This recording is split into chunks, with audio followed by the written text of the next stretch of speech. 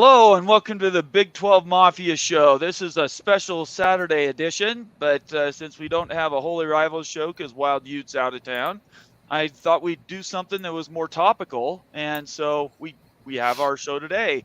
I want to welcome everybody for being here this Saturday afternoon. I know there's a little bit of difficulty with people's schedules on Saturday afternoons, but I really appreciate all of you that are here now, and thanks for joining us. We're going to have a special show today. We're going to talk about the ACC, which we've done before, but we're really going to focus on SMU and kind of what this realignment looks like for them.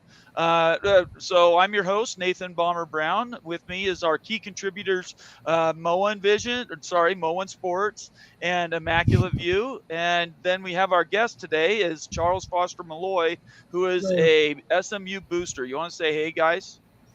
Hey, Charles Malloy. I'm an alumni and a fan, so not really a booster. Okay, whatever. I'm not talking money. I mean, I get more freedom that way. Okay, all right. Immaculate? Hey, guys. You know me, hopefully. Looking forward to talking a little SMU. They kind of fascinate me, their whole position in this and the place that they've put them into. So watching the ACC just could be popping at any moment, and possibly SMU is part of that. We shall see. Moen, you there?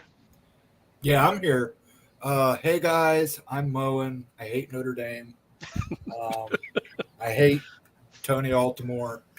I hate a lot of things. We'll have a rant segment later. I'm sure something will come along. So you always get your skin in the game. I promise, Moen. Show of hands, who all's blocked by Tony? I am.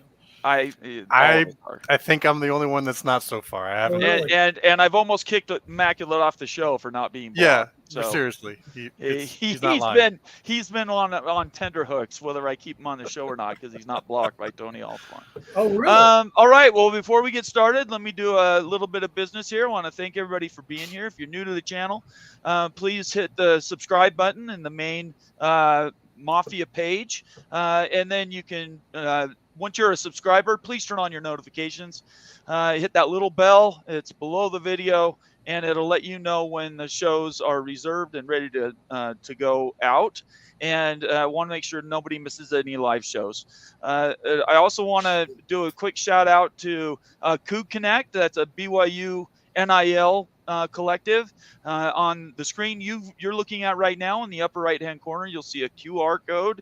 On that QR code, it will bump you right to the Coug Connect webpage and sign up. If you're a BYU fan and you're not contributing to an NIL, I know LDS people are cheap generally and more big picture. We already give a lot of money to the church for tithing, but the BU Athletics needs money too, and they don't get money from the church, and so we need to be contributing to our local NIL collectives, and the one that I am working with is Coug Connect. So scan that QR code, go to the page, sign up for $10 a month, and start building this program up from where we are to where we want to be. The other thing I want to shout out to is all those partners and people that we've been working with at Your College Sports Connection. And also all the people that have been on my show in the last 2-3 weeks. I want to make sure that those are recognized. And so go to the video library and click on them. There's Bob Thompson, Big Ten Ted. We had John Kurtz on the other night. Lots of contributors, and I want to make sure that they're getting recognition and all of that. So before I think that's all the business I need to do right now. I'll come back to a few things later in the show, but right now I want to introduce Charles Foster Malloy. And Charles, tell us kind of what your history is and why you're here representing the rooting interest for SMU. Well, I went to SMU. I went there for law school. Loved the school very much. Had a great time, but it was the beginning. At that time, it was the very beginning of the death penalty. The year they were down, it really was the beginning of a long-term death, and we've been waiting for SMU to recover ever since. It's been a long, slow, arduous process. I remember when I was in high school, SMU was very popular in the Southwest Conference. I grew up in Little Rock, Arkansas. I went to school with the Jones boys of the Dallas Cowboys. My brother played football with Stephen. Stephen was the quarterback. My brother was his wide receiver. And a lot of people from my school went to SMU. It was besides the University of Arkansas, SMU was probably the most popular school in Little Rock of the people I knew. I ended up not going there at undergraduate. I went to a sister school, a small one in Shreveport, Louisiana, where I am right now, called Centenary College. I went there for 2 years, and then I transferred to LSU in Baton Rouge. So I'm also a very big LSU fan and supporter. I support Centenary, and I support Trinity, where my son plays football now. So those are all my schools. I in the past, in order to advise my son through the recruiting process, I got engaged into investigating recruiting in college football. That's kind of how I got involved and did it for a number of years. I helped LSU as a fan on social media, encouraging young high school players to consider LSU. And during that period that I helped, we ended up winning a national championship. We also, sorry, Moen, we stole Joe Burrow from you during that time period. My son and I were at a clinic at a football camp at LSU the day that Joe Burrow showed up for his first day at LSU. And he walked out into the middle of the field, in the middle of the indoor practice facility. I remember watching Joe. I go, "Oh, that's Joe." Pointed to my son Foster. I said, "That's Joe Burrow right there. We got him." And he walked out in the middle of the field, stood in the middle, and looked around. I got chills. I knew right then we were going to win a national championship. It took 2 years, but we did. In any case, my son ended up picking Trinity University, where he is now, and so I finished with the recruiting stuff, or at least the personal reason to be involved. And I kind of laid low, watched his first couple of years of football. They won 2 conference championships, went undefeated in regular season, and went to the playoffs at Trinity. That's Division III. Losing to the national champion the first year, and lost to them again last year to UHMB, University of Mary Hardin Baylor. 2 years in a row, they bowed out to them. But in any case, I really wasn't involved in anything other than watching my son play his first 2 years. He's in his third year as a junior now. Hopefully he's going to be very active as a junior. We'll see. They're finishing up practice now. And when the realignment started, I kind of re-engaged and decided I really wanted to. I helped LSU. Now I want to help SMU. And so I've been pretty active on social media, trying to keep SMU's name in the forefront of consideration, where I think they belong. And I also believe Tulane belongs there. In all fairness, I didn't go to Tulane, but my great-grandfather went there for law school. He was valedictorian of Tulane Law School. So, and then my kid's mother went to Tulane. So I also am promoting Tulane, but not as much as for SMU. But I do think they both belong as the number 1 and number 2 team from among the G5, period. I mean, Colorado State, I think, has an argument to be number 1. Certainly the service academies, I don't know. No one's given me a good reason why they're not being actively recruited. They're actually like P5 schools if you look at their media viewership numbers. But after the service academies, there's about 5 or 6 schools that really belong among the P5, and SMU and Tulane are right there with them. Colorado State's there, Boise State's there. Believe it or not, Utah State is there, and Air Force is there. And then right after that group, I never would have known this if I hadn't seen the statistics. Toledo is right after SMU. And then ECU, Appalachian State, Marshall, Fresno State, Ohio. Then you get to UConn and San Diego State. It's not until all those schools I just listed that you get to frequently talked about Memphis, and right after them is Tulsa. Just ahead of Memphis is Western Michigan. I never would have thought that, but if you're looking strictly at media value, what the media numbers are, the eyeballs that they draw, average per game, the list I just ran down are the top 16 G5 teams plus Air Force is in there. Ranked above them is number 1 Navy, number 2 Army. They're both ranked above all the G5. And then Air Force is tucked in among the top 5 or 6. Okay. I appreciate that rundown, by the way. Those are schools that definitely, I mean, college football has been an elite club for a long, long time. And they've kept out other members, as we all know here on this call, forever and ever, trying to keep the access limited. And the system has been corrupt for a long, long time. So what we're talking about today is, what does that next step look like for some of these schools? Now, before we get into the conversation, I want to do a shout out for some of the guys who were here right at the beginning of the show. David Hackett, who's one of our one of our members that's here. Blake Phillips, Earl Carr, another member. And then let me get down. Opie was in the house early. So was Devil Frog. I mean, Moth Prof, which I always have difficult saying. Let's see here. Malmy PDX, Conundrum. Greg Swaim's in the house. Hey, Greg. Good to see you. Glad you could make it. R. Webb, who's also one of our new members. Good to see you, R. Webb. Appreciate you being here, man, and becoming a new member. I really appreciate that. Craig Hirsch. Let's see here. Cougar Tracks is in the house. Good to see you, Cougar Tracks. And let's just see here. Daryl, MVP 24. Let's get a little bit farther. Starter 179. And S. Reed. And DF Ost. DF Ost and S. Reed. Thanks for being here, guys. Mr. Monkey's rounding out that first bunch of people. So thank you very much for being here, everybody. Please think about subscribing. Give us a comment or suggestion for the show. We will follow up with that at the end when the show's over. If you want to join as a member, go to the main Big 12 Mafia page, and right in the middle of the page, there's a join button. Click it, and it'll pop up with 3 options, and that's a good way to get your comment out.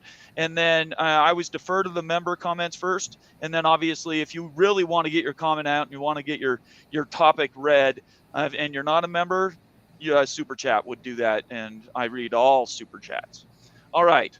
Immaculate, I'm going to give you actually, before I open it up for general conversation, I want to show everybody where Charles and I started with this conversation yesterday. Let me bring up this picture. If it pops up. I've had trouble with the screen sharing recently. I don't know what's going on. It looked like it was clocking. Yeah, it tries. There we go again. All right. So there was a post put out by Jim Williams. We've been talking about the opportunity for maybe Cal, Stanford, and SMU has been the one that's been brought up from the G5 ranks to join the ACC. And so there was a conversation and a message that Jim had put out that I replied to. And my reply was, the ACC turning into a garage sale of a conference. If they actually bring in SMU, it's only a money grab. To prostitute their elite conference this way is complete undercuts the moral authority they have to claim an A-quality conference. Very sad day if it happens. So Charles replied, and he read it that I was attacking SMU. This actual tweet is directed at the ACC. The ACC is basically, they're grasping at straws, and they're dangling an opportunity for SMU to join. They're not doing it out of their own sweethearts. So basically what I meant there is that the ACC is doing anything they can to make their members, their current membership, more money. And if they brought in SMU, it would purely be a money grab. They're looking for more money to give to the rest of their members.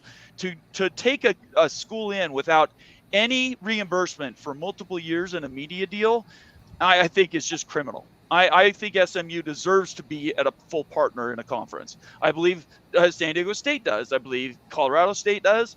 There's 6 or 7 that I would right off the top of my head say they belong in a A4 conference, because we're not using the P anymore. So if we go to 4 conferences of 20 schools, that brings in an additional 12 schools that aren't currently in one of those conferences. So there's numbers that you could build up. Our current model that we've been selling is 3 conferences of 20 schools. But if you went 3 conferences of 24, that goes up to 72 schools that would be in the upper division of opportunity to win a national championship. That means there would be between 6 and 8 schools that would be added to what is already a fairly full slate of schools that are competing at that highest level. So I want to be very clear. I am not ripping on any attitudes or opportunity that SMU takes, San Diego State takes, any method that they can use to get into the conference. I say more the merrier. If you can pull it off, go for it. But I don't think it's okay for a conference to say, we're going to bring you in and you're not going to get any money. The only reason you're coming in is because you're willing to write us a check.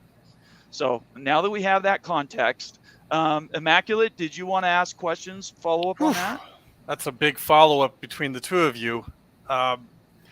Starting with his, it might be a bit easier for me to unpack. You just froze.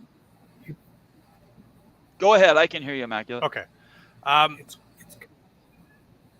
personally feel that SMU has a place in the ACC, but maybe not in the ACC as we see it right now. I never really thought that their inclusion was meant to keep the ones who already want to leave.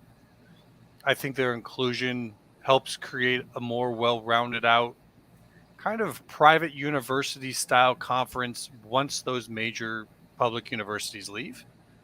I found that interesting that Notre Dame was part of that push, whether that was totally part of the Stanford push. I mean, you look at Stanford, you look at SMU, Notre Dame, what's the one thing that combines? Well, it's mostly just private university. SMU and Notre Dame have some other similarities.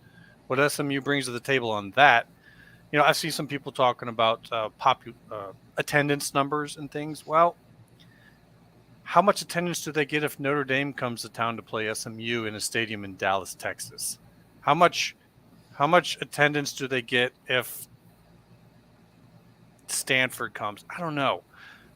But when you start to put into it, it's less to do, in my opinion, with SMU's value right now and more to do with the value of being seen in that DMV. So I see that some of the value there, and I think maybe to cross that threshold, they would probably have to pay their own way. So as detestable as that is, that we've gotten to that point, I do kind of have to tip my hat to the SMU folks who are willing to do that. I mean, that is some serious gumption to say we would pay for this, whether it's some private donors or some coming from the school. I don't know. But, he brought up Tulane.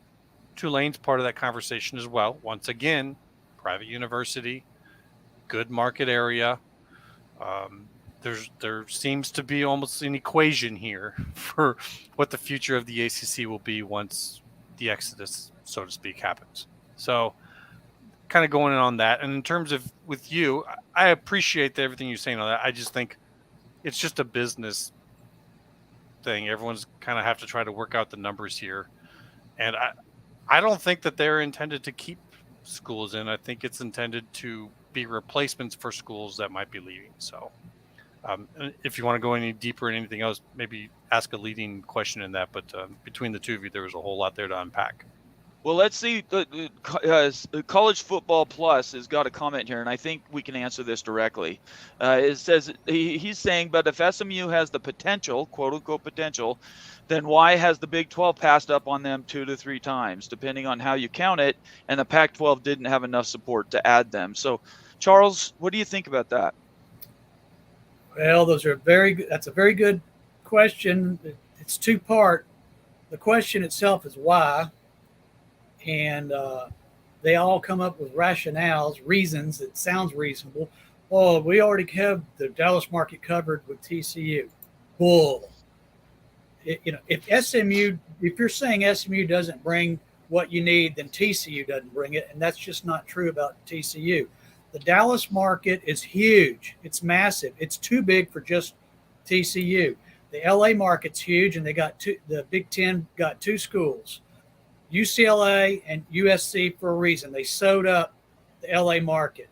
The Dallas market's almost as big, and it's big enough for 3 schools. Frankly, you could throw in UNT and still have room for more. Baylor's close enough that it sucks off of Dallas also.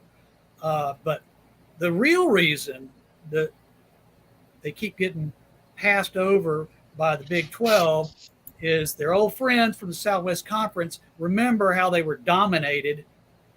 I mean, dominated by SMU back in my day when I was in high school, when I was in college, when they won the national championship. I mean, I later played poker with Lance McElhaney, who won the national championship for the quarterback for SMU. He was a cool guy. The whole crew they were really cool. The Pony Express. They remember how dominant SMU was, and they took players they felt like away from TCU, away from Baylor. They kind of lived in SMU's shadow for a long time in the Southwest Conference, and same with Texas Tech. I mean, Texas Tech was just they cleaned the floor with Texas Tech. And Houston, actually, when they came in, Houston was a good G5 type school, and they were a very good add to the Southwest Conference. But SMU was still better than them. But you don't see as much resistance from the Houston people like you do from Texas Tech, Baylor, and TCU. They fear dominance by SMU. They really do. And it goes back to my age group and even older. That's what I think's going on. We don't need another Texas school. Bull. Texas is a huge state, just like California, just like Florida. Texas is the equivalent of 4 states. If the ACC can have 4 teams from the state of North Carolina, then the Big 12 could have 5 or 6 schools from Texas. Another school that really needs to get considered, that's up and coming, is UTSA. I really am high on UTSA. Moen, what do you think about all this? Well, for starters, they didn't steal Joe Burrow from us. We let him leave. I'm a Cincinnati Bengals fan, so, it's a win for me either way. Joe Burrow's going to win multiple Super Bowls if the Crooked Zebras let him. And it doesn't come down to a coin flip. But yeah, I know the SMU thing. You're right. Life's unfair. There's a lot of schools that should be but aren't. San Diego State's a prime example. SMU's a prime example. Tulane's a prime example. But unfortunately, consolidation, people get left out. Yeah. And, you've still got Oregon State and Washington State looking for homes, and they're still P5. And when inevitably the ACC folds, you're going to have teams there looking for homes as well. I think it's better for SMU because nobody's going to get the votes in the ACC. The ACC is not going to expand. I don't see it. I don't even if SMU cuts them a giant check. Cal and Stanford agree not to take money for the first 5 years. The ACC isn't going to expand because Florida State and the other ones don't want more votes to prevent dissolution. I think the best bet for all of those schools is to wait and potentially make a league once everything is settled down to become the next A4, or at least become the best G5. Yeah, so let's talk about that. And that was one of the things that I replied back to Charles when we started this conversation is, look, the issue that the big guys are going to have when considering schools to come in, it doesn't always come down to their competitive balance, how well they've represented in the previous years, but nobody here can deny that SMU hasn't exactly dominated the conference that they've been in. So how do you counter that argument that say they are ready to step up, but Have they played good enough football to support it? Are you talking to me? Anybody, any Oh. one of you. Yeah. I have something of an answer to that. I was there. I was at law school at SMU when the death penalty came down, Right. and it was a big disappointment. I was looking forward to going to the games. In fact, I used to go to keg parties with the head coach's son. He was a great guy to drink beer with.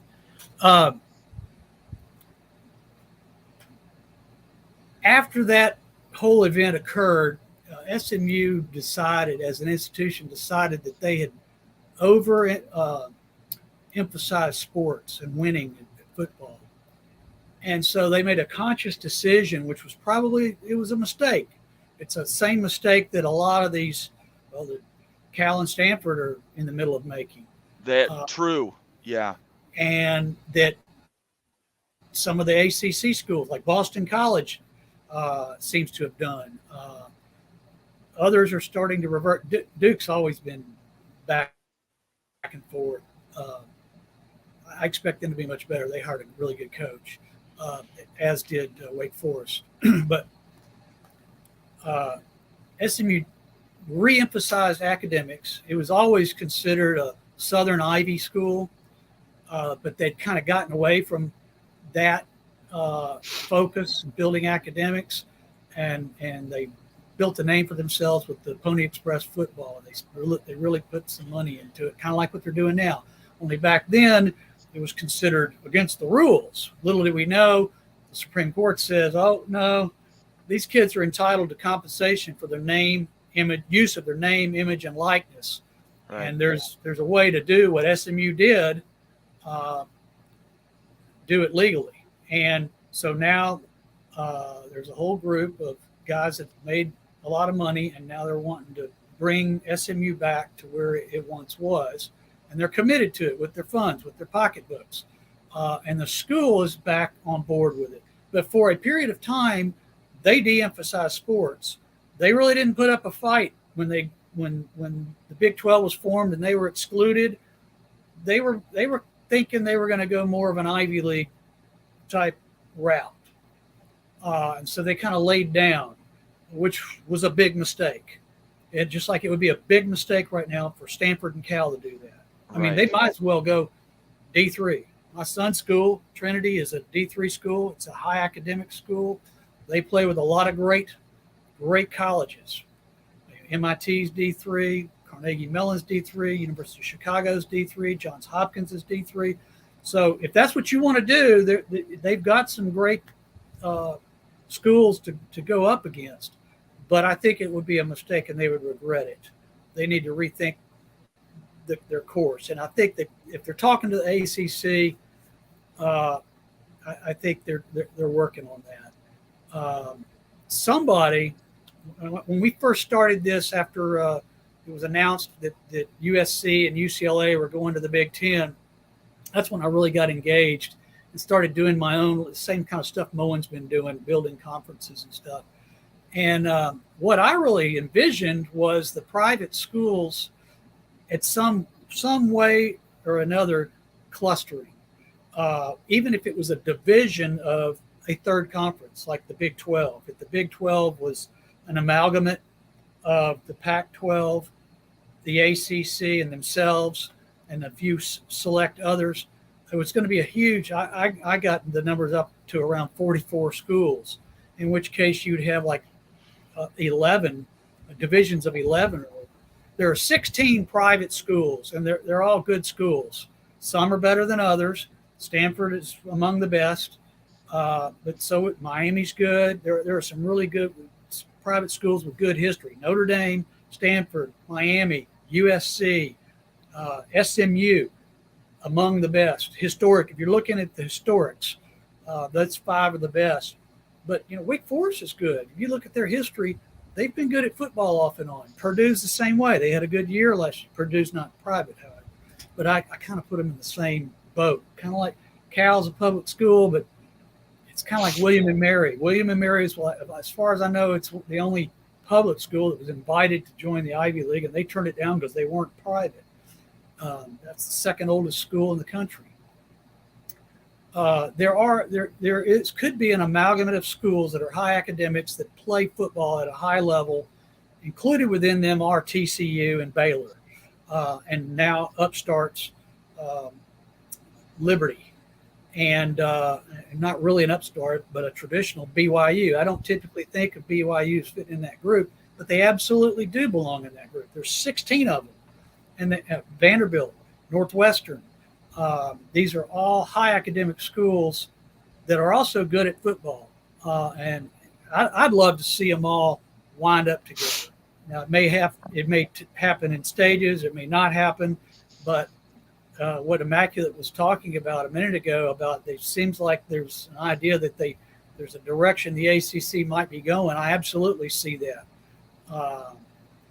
I could also see it as what we're talking about here is a consortium of schools that are trying to strengthen their negotiating and bargaining power with media. And media is trying to direct things where they can negotiate with fewer schools but still maintain their leverage over the schools. In all these smaller divided conferences, they can pretty much treat them however they want. Look how they just treated the Pac-12. That whole thing, even though I don't like a lot of the wokeness, I'm totally against wokeness, and the wokeness is what's ruined them, make no doubt about it. But media did it to them. Well, okay. So did you watch our show with Bob Thompson? I did not. No. Okay. So I'm just going to paraphrase a couple things we got from Bob. So you know who he is first, right? Yeah. Okay. I meant to watch that show. In fact, okay. I would really recommend you go back and watch it because like 4 days ago, 5 days ago. It was last week, wasn't it? Yeah. I think it was last week. Last Thursday. Okay. Yes, that sounds right. So we had him for 45 minutes, which he normally doesn't do interviews that long. And we asked him a lot of good questions. And I can't remember if it was Ute or Immaculate that asked the question that was on this point. But basically, it was who's the big bad in all of this? Is it the conferences or is it the media companies? Because for the last year, all we've been told, primarily by the Pac-12, that it's been the big bad media companies that are driving all of these decisions, right? Well, Bob came on and couldn't have been more definitive about the fact that's a bunch of crap. And basically what he said is they don't do it. He's never called anybody to make any changes. Now, they have conversations about where these deals are going to be, but usually what they're driven by is the exclusivity of the conference, and then the media people come in and will give them evaluation. And that's a big difference because the Pac-12 tried to tell everybody for an entire year, including Tony Altimore, who was their leading prophet, that the only reason any of these dollars were being talked about was because big bad Fox and ESPN and NBC and CBS and TBS and whoever else you want to, MTV, you want to put in there, they were the ones dictating where the values were at. And Bob couldn't have been, he said that just isn't true. So the idea that the exclusionary part of this is driven by the media companies, I could not disagree more. So all right, if I could just go, the simple answer is us. We are the big evil. We determine this with who we watch, what we watch. Those are ratings. Those ratings are then looked at by ad companies who want to put their products in front of us. They determine which games they want to be on and how much those end up being paid for to the networks companies. The network companies then tell the conferences, these are the ones that we get more money for. These are the matchups and all of that get more money for. And then the conferences are making the final decisions about who they want to be on because they want to get to that money. So everyone's looking for like a big bad evil, but there isn't one. It's just how the market works. And the conferences make their final decisions on who they invite and who they want to be with. I think the conferences dictate all of it. It's a mixture. No, but what are they dictating it based upon? If you just were going by media valuation per school, there's a lot of schools that might be included. Boise State is a wonder. They make a bunch of money, but they're not in a conference. If it was just ad revenue, there's a bunch of schools that would be in that aren't.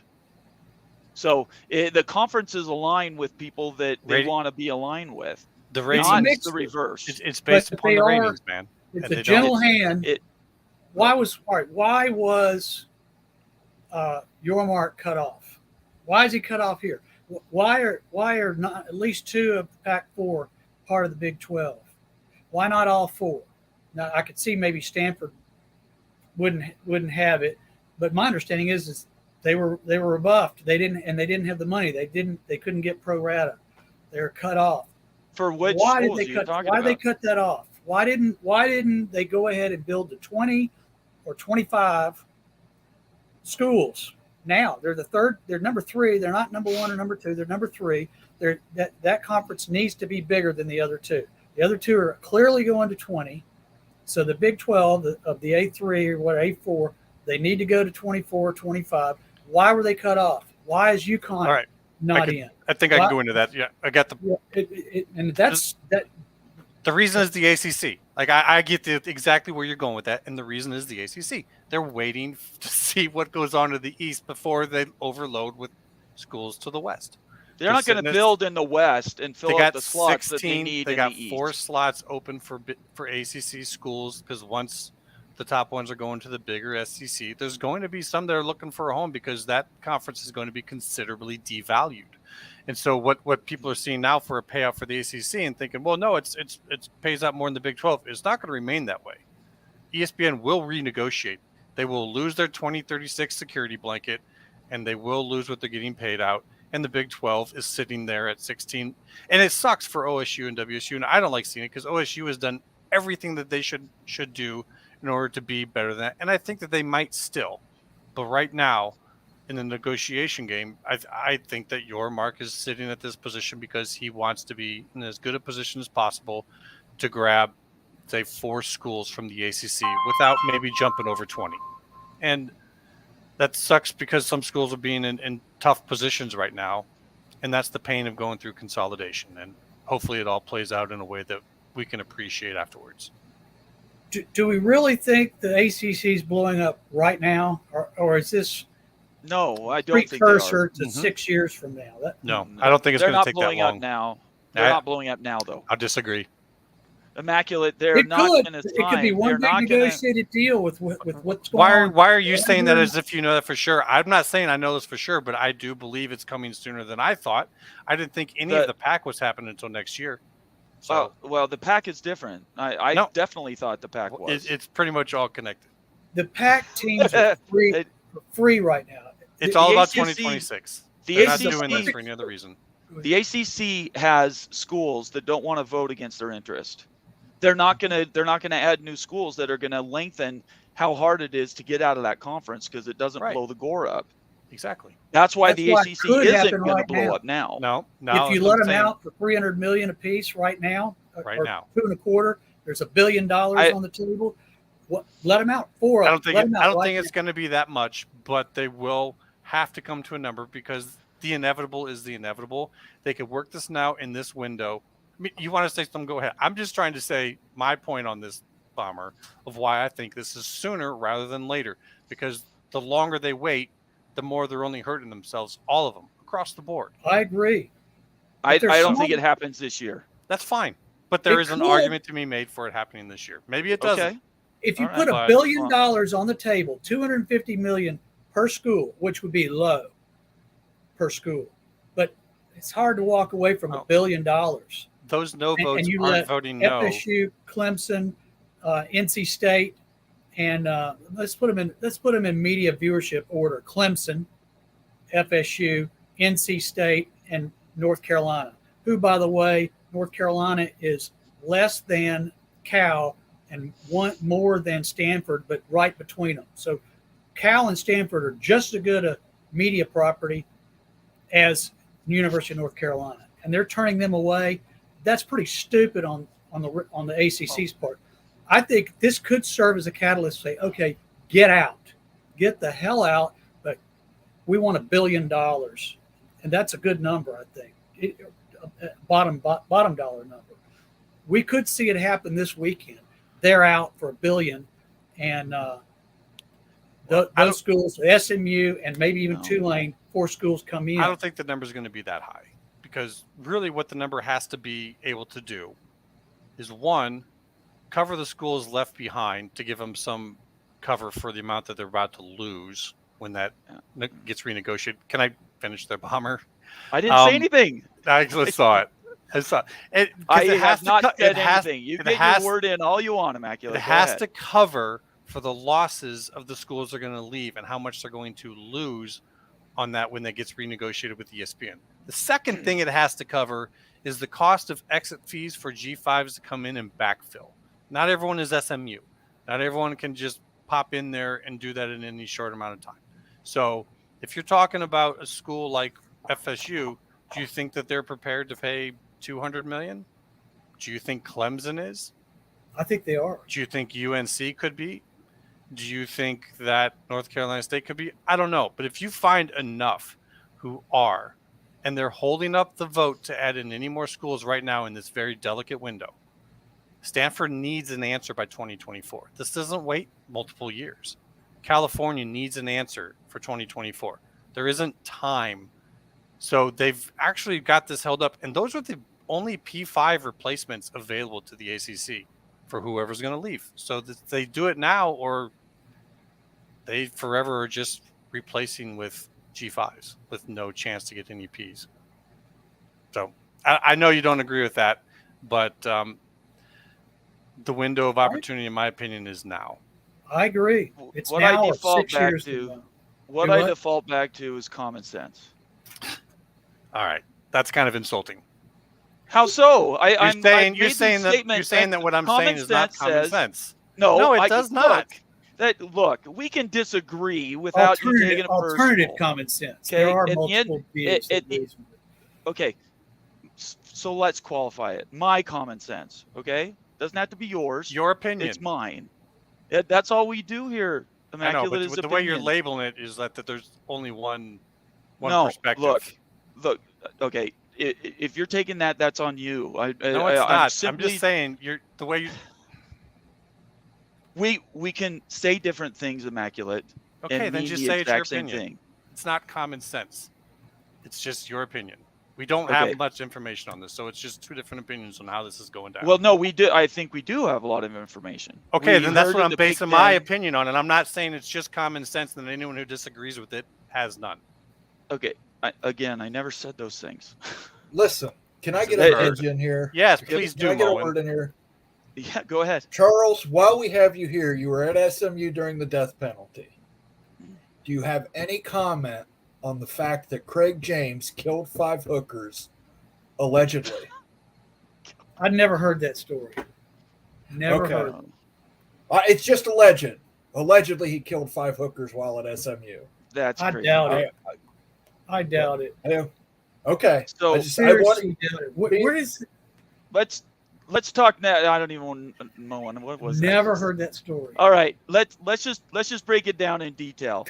If the ACC wants to expand, they've talked to 3 schools that we know of. They've talked to SMU, they've talked to Cal, and they talked to Stanford. If more voting members go in to the ACC, that makes it harder for schools to get out of the gore or to blow up the conference. Correct. So that's more voting members that would be in the conference. Which is why they're not getting So in. the Florida State, and I agree with you. I don't think they're getting in this year Unless- either. Unless- There's always exceptions. Mhm. There's And always what- exceptions. And what would change those votes? Right today, I don't think anything does. So you're saying an agreement for them to get exits out of the ACC doesn't change those votes? You can think think that it doesn't does. happen. I know. Hold on one second, Charles. You can think that that's not possible, and that's fine. That's a viable opinion. But all I'm asking is, if that was put on the table, if an actual price that doesn't have to be litigated in court, you don't have to go and get a judgment or a settlement on, which is the case now at the Gore. You have to take it to court or you have to settle together. That's not happening. But in this one case, if they want to hold this up and say you will never get anyone in here unless you give us a price of exit, is that not something that they might ask for in return? Oh, I'm sure they could. Yeah, you bet they could ask for Okay. it. But you're saying that there's no way they get that. I don't think so, because Okay. if you All right, fair lose enough. those 4 schools that we've all talked about, let's name them: Clemson, Florida State, Miami, North Carolina. Okay, Oh. North NC Carolina, North State. Carolina State. Yeah, I think there's Virginia more than Tech, four. whatever it is. Right. Absolutely. There's more than four, but you're Those right those on. schools, right? If they want to get out, there's only two ways they get out. They can sue to get out, or they could blow up the conference. I guess there's more than two. They could blow up the conference, or in some way they could trade votes, which is what you're proposing. That's another option. The problem I have with that is, to do that, they would cut off their nose to spite their face. In my opinion, if they do that, they lose so much in media value that ACC ceases to be an A conference. You're not If wrong. you lose Florida State, North Carolina, Miami, and any number of other schools, the value of the conference goes down so far that there's no way bringing it in Cal, Stanford, and SMU can make up for it. Okay. This is the problem that the Pac-12 had. They had the exact same issue. There's no way that they could replace what they had lost with with UCLA and USC. When they tried to come up with that math, they couldn't find a media partner anywhere that was going to pay them between more than 23 or 25 million dollars to replace those schools in that conference to keep it viable. That's great logic. It's perfect logic. Can I retort that? Of course you can. Yeah. Okay. And then I'll keep this really quick so you can go right back onto it. The dissolution vote. That is what we don't know. That's the great unknown. We don't know if there's actually 8 schools that are sitting there saying, we don't want to do this. This is horrible. This is a terrible idea. We do not want to vote to dissolve. But the situation for us in the future is to a point now where we feel like if you put us to that, we will do it. And if they do that, all the schools that don't have a spot in the Big 10, the SEC, or the Big 12, they are FUCK'd. They are totally nailed to the wall. And that is the fear that they need to have right now. Right now, you need to be worried that that's going to happen to you, and that you need to take the deal that is offered to you, even if it's $200 million a pop for everyone who wants out. You take that, and at least you have that for your future, and you can get whomever you want to backfill with right now. If you don't do that now, you are possibly losing out big time on the future when these other schools are ready to go. So let's play that out. Those schools leave. Who wants to be in a rump ACC when you could possibly have a home in the Big 10 or the Big 12? Can I break out my big crazy conspiracy talk hat right now for this I'm one? not sure how far down this rabbit hole we want to go. You mind if I go into that, Charles? No, I love it. Go ahead. I'm talking about the Ivy League here right now. I'm talking about Cho et al. Versus Brown University. I'm talking about the fact that the Ivy League should not have the ability in Division I to not pay their students athletic scholarships. They don't. They just take money and hand out to whomever they think needs a little bit in order to get by. They have had their own special rules in Division I for a long time, and they're getting called out on it right now in court. And if you think it's not a big deal, then 4 Ivy League schools have sent their own defense teams in order to partner with Brown University on this. This, and I bet Charles can attest to this, this attacks their very traditions and their culture in that league. If they cannot have some of their legacies put students on those teams, they stand to lose a lot of money in guys having their kids go to school there. So they do not want this to happen. But if it's going to happen, if they're going to lose, they need to find a solution. And this only solution I see is for them to move football into the ACC once it's cleared out. And they turn football into a moneymaker that pays for the rest, and then they drop the rest into Division III. As Charles talked about, there's a lot of good schools there, but you don't have to pay scholarships in Division III. And that's where they would drop. Division III and the Ivy League work exactly the same.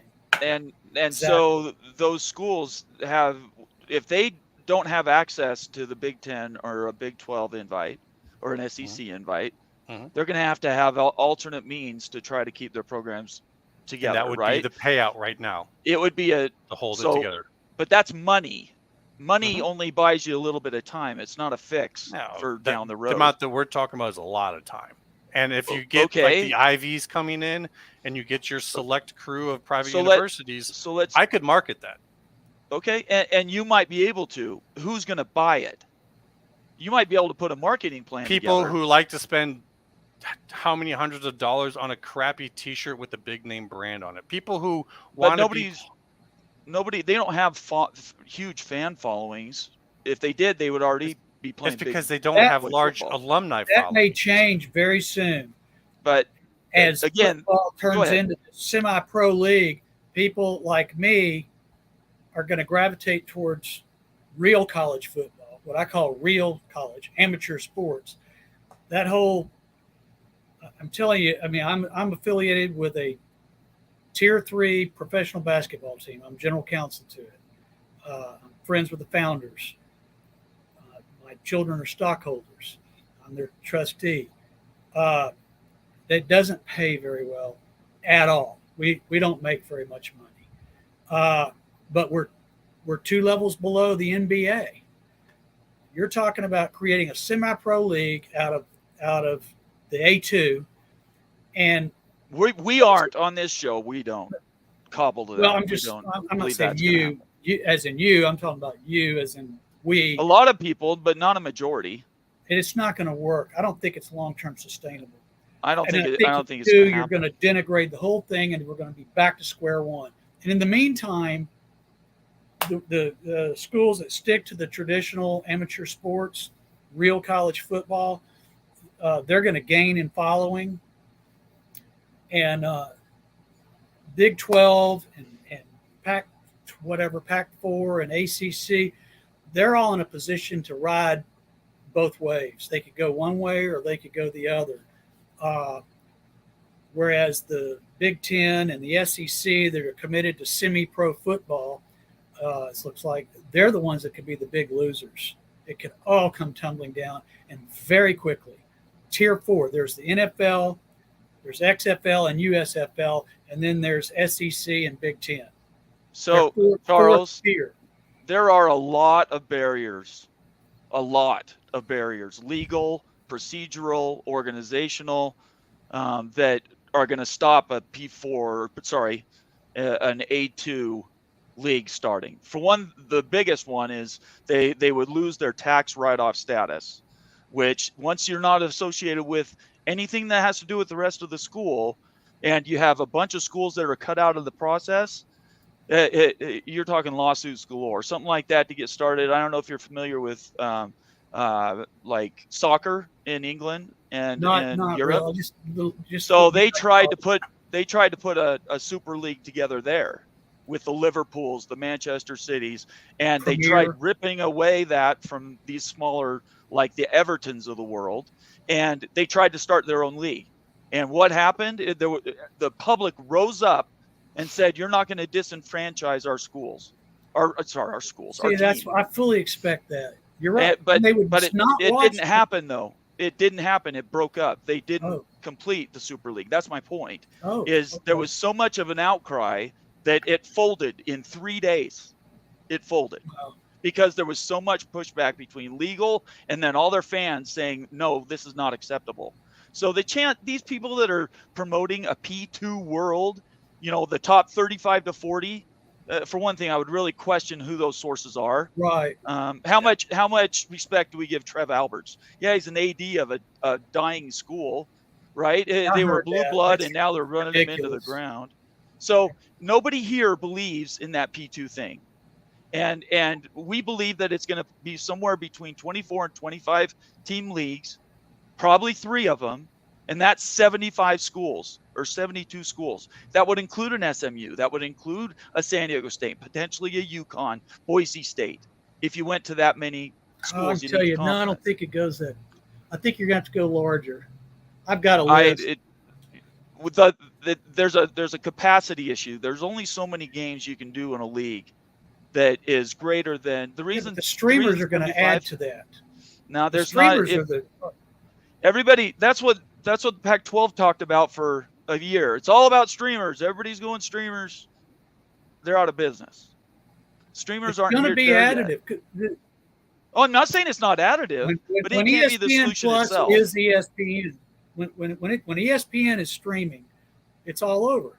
It's everything streaming, and that's happening in the next 3 years. But it's still about windows. They're still going to produce games in the Right. same window. And how So do we that keep mean- how you on many our games can you platform? put- How many games can you put in the same window in an afternoon on a Saturday? With a streamer, you can run 3 and 4 or 5 in No, parallel. you're missing my point. How many are going to watch them? How many people are going to watch those games? If there were a lot, the Pac-12 would still be kicking. How many TVs do you have, and do you watch it once? Now. Well, I have teams. I have teams in every time zone that I support. Right, me too. And I'll flip between at least 3 games. But the problem is most people on a streamer, you're insulated from the rest of the over-the-air stuff. I know. That's why you better have a bunch of games to keep people, or they're going to leave to go see another game and never come back. But that's the problem Amazon with a streamer. And Apple, they need at least 24 teams, 25 teams. They need to run 3 games concurrently at all times, and then at least 1 at night. That's 10 games on a Saturday, and But you're talking about the broadcasters. You're talking about the streamers, right? I'm talking about Apple. Yeah. No, okay. But if you're talking about they have to have a contract with some conference. They need a big conference. They need 24 or I can 30 imagine the or AAC 32. and the Mountain West going that direction. Yeah, the combination, a merger between the AAC and the Mountain West and Yes. the remnants. That's a great conference. I think people and can Apple see should that. be all over that and fund it. We and I agree expect with them that. to do that. And you know what that's going to do? That's going to cut off. That will kill the ACC. If the ACC doesn't take the Pac-4 now, they're dead. Well, I think they're It may dead take man a while, walking but they're- anyway. No, they can save themselves right now by adding these Going- teams in SMU and Tulane. They can save themselves right now by expanding right now. If they don't, they're dead. They save If they themselves form that today, merger- All right, Charles. hold They on. save themselves today, but in 4 years, or what, 2026 is 3 years away. Yep, When not that far. new contract comes out, go ahead, Immaculate. No. You're going good, man. I was Yeah, like, no, it's I not think far. that's in 2026 is 3 years away. They're going to start working on that contract this fall. 24. They're, Oh, yeah. they're Brett Yormark already said they're going to throw out the formula and rebuild something. right. Depending on 12 to 16 teams have access to the league, the playoffs, and then Yormark needs you're to going to do it have now too, or he's going to be locked out. no. If that Uh, team, Yormark already hold on. did it. Yormark already did it, and he's he waiting did for the beginning, ACC the to first blow up. stage. He's not finished. They But cut him no, off. We're not the saying. media partner cut him off, but he's not. He wasn't done. I actually believe that if Cal and Stanford either go to the Big Ten or go to the ACC, that Washington State and Oregon State are going to end up in the Big 12. I hope so. And that's a smart play. But But that's only We'll 18 see. teams. So you still got to go ways and have some time before you pick up those other things. The ACC, the reason it's going to die on its own is because the big brands that we just talked about 15 minutes ago are going to go somewhere. They're going to go to the SEC or they're going to go to the Big Ten. They're going to chase the money at some point, whether I that's think when the you let 'em conference out blows and you up. bring these others in. If you That's how you do that, survive. Huh? but you don't If I- survive is the thing. If I could, real quick, They Yeah, go do. ahead. They do it. Immaculate Hey, wants them to do. hey. That's how they survive. Otherwise, they're dead. I just Well, want to no, interject something yeah. on Oregon State and Washington State, what I believe to be true. They already kind of know where they're going to go. I think Oliver Luck's already got some ideas, but the last one out, they might be sticking around just to take in those last payments that come in from like basketball and whatnot and things that come in Sure. the pack. When did those So I- come? I- When did those distribute? I don't know the dates in particular, but if you're the last ones there, good chance you're going to be getting some that. Nice So, money. so split if they 4 get ways. Stanford and Cal out now, that money Yeah. could help them if they say they have to go to the Mountain West for a little bit, or if they have to go to the AAC Right. for a little bit, because I don't know how this works out with the Big 12. I would like to see them there, but I also think that the Big 12 is focused on the ACC right now. So Well, and that still leaves you 6 top end. If you're going to 24, if you've got Oregon State and Washington State, you let them in. You're still Yeah. looking at 6 teams you could pick Yeah. up from the ACC. maybe, So- yeah, and I could be wrong on that. I'm just saying I think that them sitting in the pack right now doesn't necessarily mean they don't have an idea of where they're going. That they're like, please, Oh, I'm please, sure. please, please. I think they're just waiting for Stanford and Cal to go. I Yeah, think I agree. if that domino falls, I think the Oregon State, Washington State one falls quickly, and it might be to the Big 12. Yormark might be playing around with them, saying, "Get that money because we I can't get you. suspect that's the case. We can't get you more than 15 million right now. I So- hope they do that. Look so at all the grab assets that they have. money out of the bank on Yeah. your way out. We'll get you in for 15 million. I don't know. Just throwing that out there. I think that Right. they probably know something going on, and they'll probably get something, but it's going to be lower than what they were used to. So they could use that money going out the door. We're an hour in, and this has been a lively conversation. I hope you've been around for a while because we've been talking about a lot of stuff that nobody else is talking about. There's these schools that we're conversing about are currently on the outside looking in, or they're managing to fear because their conference might blow up around them. So these are great conversations. I'm going to just tell everybody we've been at 135 people watching live. That is fantastic numbers. We're really glad you're here. Please subscribe to the channel, turn on your notifications, click that little bell button. If you want to be part of the conversation, we're going to get to comments here in just a little bit. We'll do comments, and then obviously any super chats, those always get read first. So if you want to get a comment in on this conversation, you want to be part of it, outside of just leaving a regular comment, I guarantee you we'll read it if it's a super chat. And then to all the members, there's a bunch of members in here today. I really appreciate you guys for being here. And obviously, if nobody does super chats, you guys' comments will be read first. Moen, I want to ask you a question. As a Big Ten, not both of you are Big Ten guys, but as an Ohio State front runner, you're basically in the catbird seat. How quickly do you see, because back channel stuff for the ACC, how quickly does the patience wear out in Florida State and Clemson? They just won't, they're just fed up, and they're going to do whatever they can to break out of their current situation. Well, I mean, look, it's this month, it's August 30th, I believe, is when they begin the conversations for the new playoff format for 2026. Yeah, I knew it was this fall. And beyond. Yeah, it's this month, actually. I think I tend to agree with Immaculate. I don't think the ACC makes it to 2026 I don't either. I don't either. Yeah, I think it's merely a matter of finding a lot of these schools places to land. If the Big Ten goes to 24, they're taking 3 of them plus Notre Dame. That leaves 4 for the SEC to take in. The Big 12 is probably going to take in at least 4 of them, probably Louisville, Pitt, Syracuse. I don't know where Virginia is going to end up, the Virginia Tech situation, but, they could end up with a Virginia Tech as well. So, I mean, that's it all comes down to 2026, and it's not going to be a P2. It's just not. It's going to be an A3. You're going to have the Big 12 as the junior member, and everybody's going to contribute something. The Big 12 is going to contribute to the basketball portion of the contract. The Big 10 and the SEC will contribute to the football side. It's not like, especially in the Big 10, there's room for everybody. Everybody contributes somehow, even if they're not the best at football. Indiana's got a great basketball program. Rutgers gives us the New York market. It's the birthplace of college football. So, I don't think people need to dwell too much on this Power 2 idea. That's not going to happen. The Big Ten's never going to go down that path. The brands in the Big Ten, like Ohio State, Michigan, Penn State, we're never going to go down that path. We're never going to relegate people. That's just not the way our conference works. And I'm sure Immaculate would agree with me. That's just not the way the Big Ten works. If another conference wants to do that, that's on them. But I don't think the Big 12 or the SEC would operate that way either. No. I think we're looking at an A3 that's going to be very cooperative with each other. The Big 12 is going to hold probably the most power because they're going to be that vote that, you're going to have to court if you're the Big or the SEC to get kind of a change in things.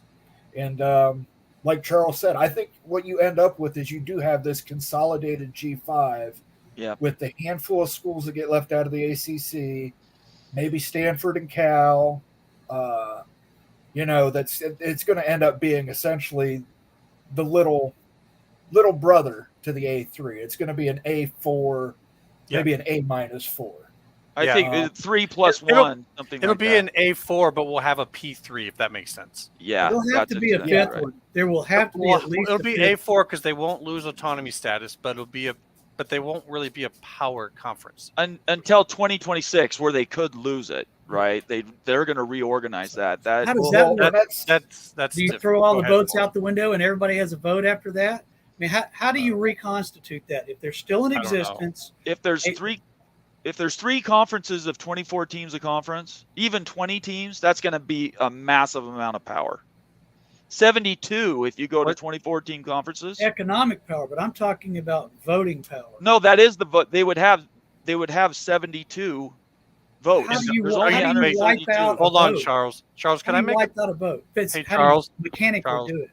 Are we okay? We need to clarify something here. Are we talking CFP votes or are you talking autonomy votes? Because the autonomy votes have nothing to do with the playoff and the setup yet. I think that's going to come. They're going to use the whole FBS to push on it. But for now, the votes in the CFP in order just to create the CFP in 2026 are pretty equal, and the G5 has considerable say in it. So Yeah, I I don't was know talking what about it the is. number of schools in the the autonomy? A3 conference. Yeah, That would and- be 72, which is more than half of the Yeah. whole. But That's yeah, what I but- was talking But about.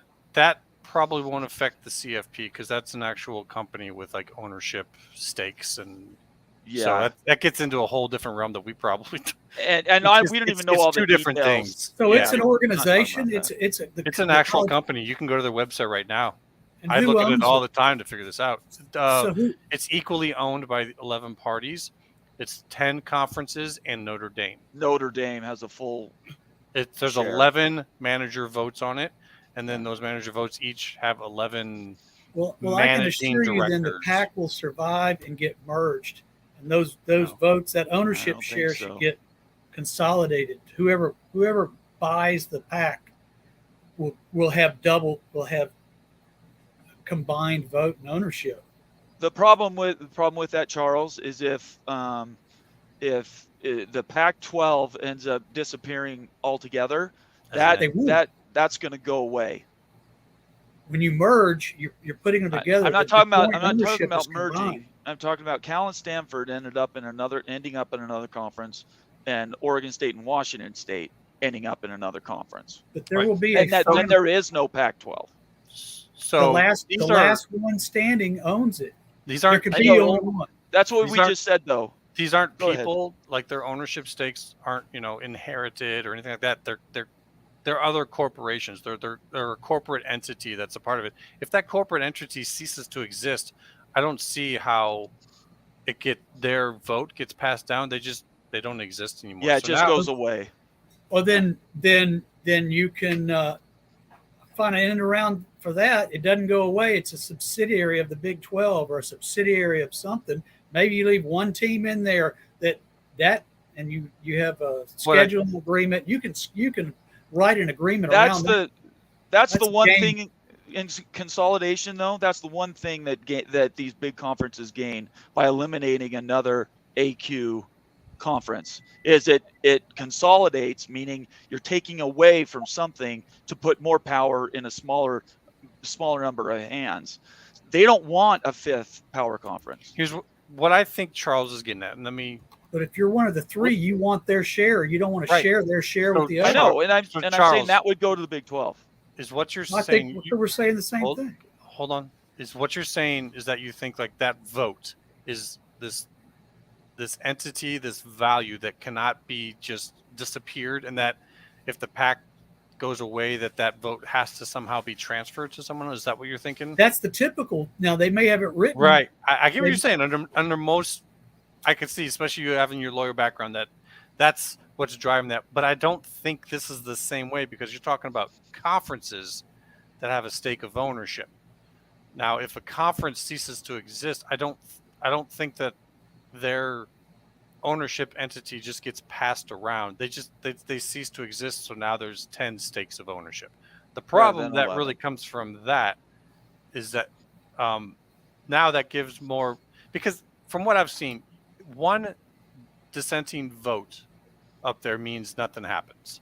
It's not where you only need a simple majority or a 75% majority. One vote messes up, which is why people are so mad at Notre Dame, which is why when people talk trash about Notre Dame, I'm kind of like, I mean, they can sit there and make sure that you cannot have it be like a champions only type of playoff. Without Notre Dame in a conference, there's always going to be an opening for an outside school so that way they can get in. And so it's really not a big deal if the pack ceases to exist. and they don't have that vote anymore, because it's not like, well, this tips the vote, tips the scales. We just got over the 50% threshold to make something happen. You see what I'm saying? Like, it's not going to affect business at hand, because all the schools that were part of that are still being represented by one of the conferences that's there. If It's there's just- less, sorry, Yeah. Immaculate, No, go ahead. go ahead. I was just going to say, if there's less AQ conferences, like right now there's 5, say the ACC and the Pac-12 cease to exist, schools get farmed out and go other places. Although I could see the ACC reconstituting, say Boston College and Wake Forest want to keep that conference together. They might keep the ACC together, and who knows what they do with their vote. But I can tell you this, they would prefer, the managers of this thing would prefer to have less AQ conferences, because the 5 get a larger cut of the college football playoff money than the other 6. So if you shrink those conferences, if conferences cease to exist, that's more money for the top end. You, instead of separating why it can't 5 it all times, go to G5? Why can't 100% of the packs go to G5? because that's not how it's like currently set up. 16%, right? 16%. That's how you got it. That's how you got a G5 and an G6 and an A5. Yeah, you had 11 it's not even that. G5 and A5, and with all the big leagues, the SEC, the Big 12, the Big 10, ACC, and Pac-12.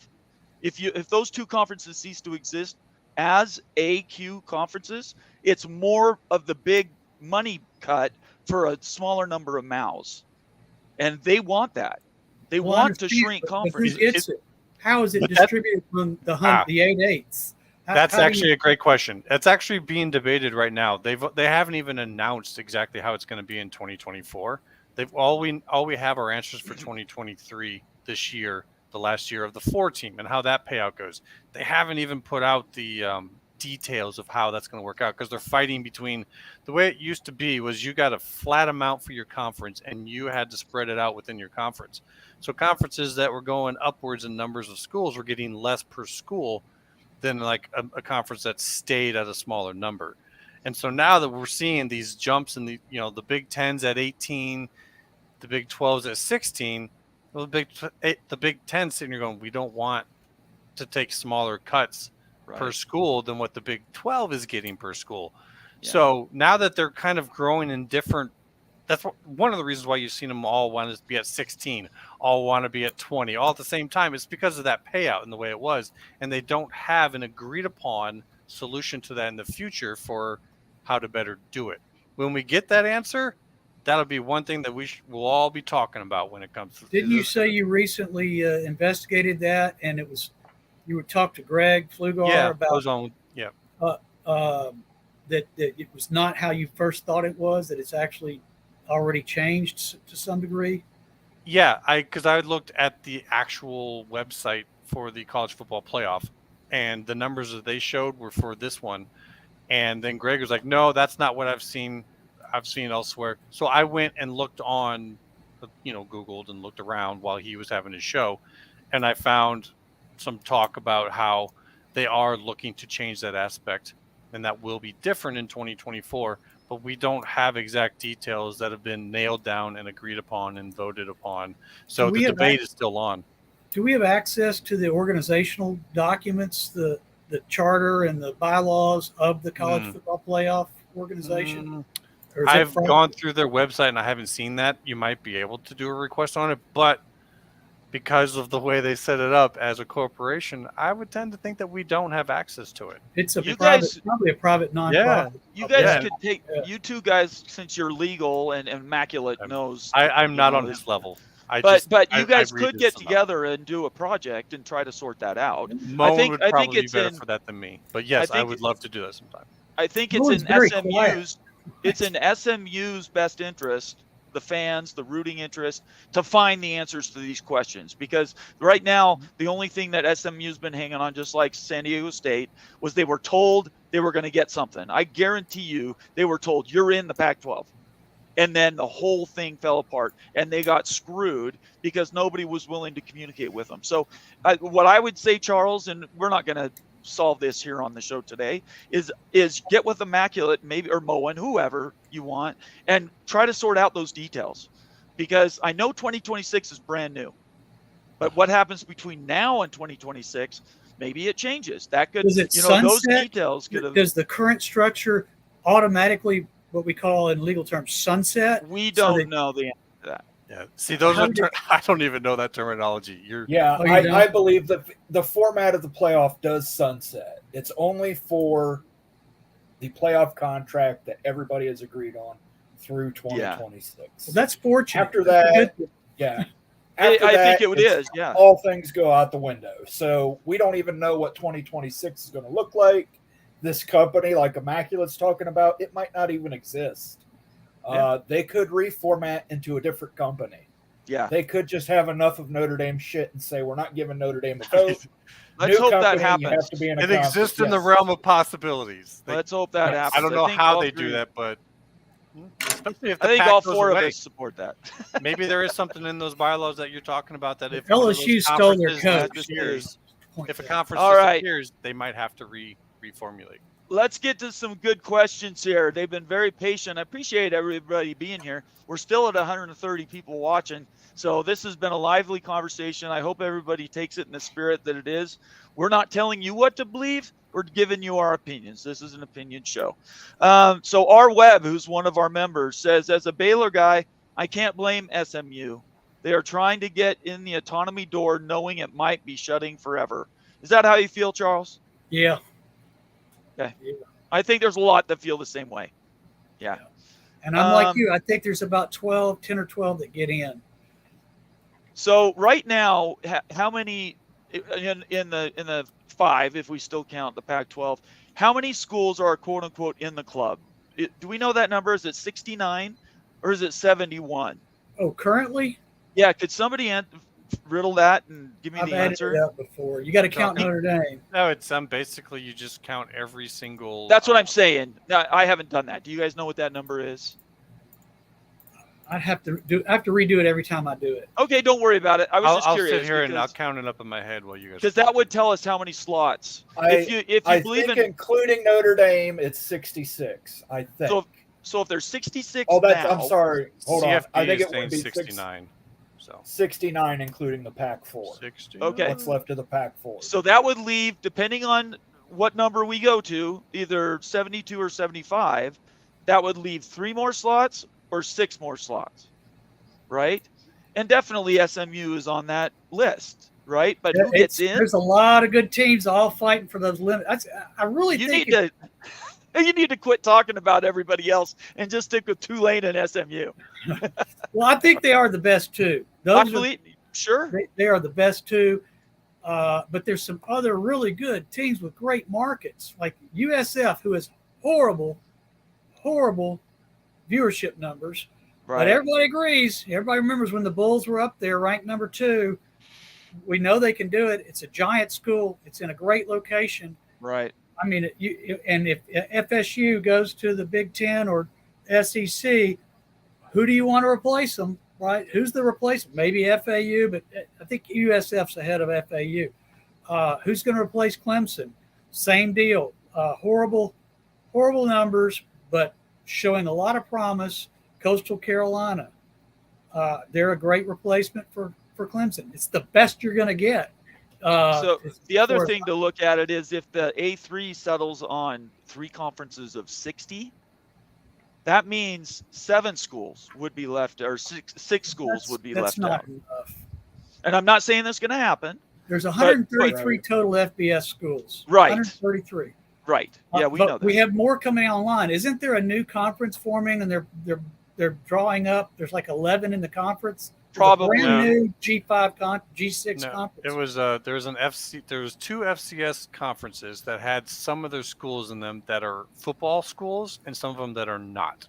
The football schools all kind of went, you know what, because they had like a scheduling agreement or something, but the football schools all came together to form their own conference with desire to make it up to FBS ranks as another G they've conference. filed to declare to become. Yeah. Yeah, I don't know what it's going to take a certain vote through the Who votes on NCAA to that? happen. How? The whole body, the whole I student think body? honestly, I think what I read is it's all the Division I schools have to vote to, or Yeah, no, all the FBS schools will have to vote to allow them. Basically, the people who would have to vote for it are the ones that you want to join. So I think the likelihood of it happening is probably not as good as they wanted. Is it a majority We'll see. vote or is it a super I don't majority? know. I don't know. It's So- That comes down to 133 ins- votes. The problem is, again, there's this stratification that has been in the system for a long time.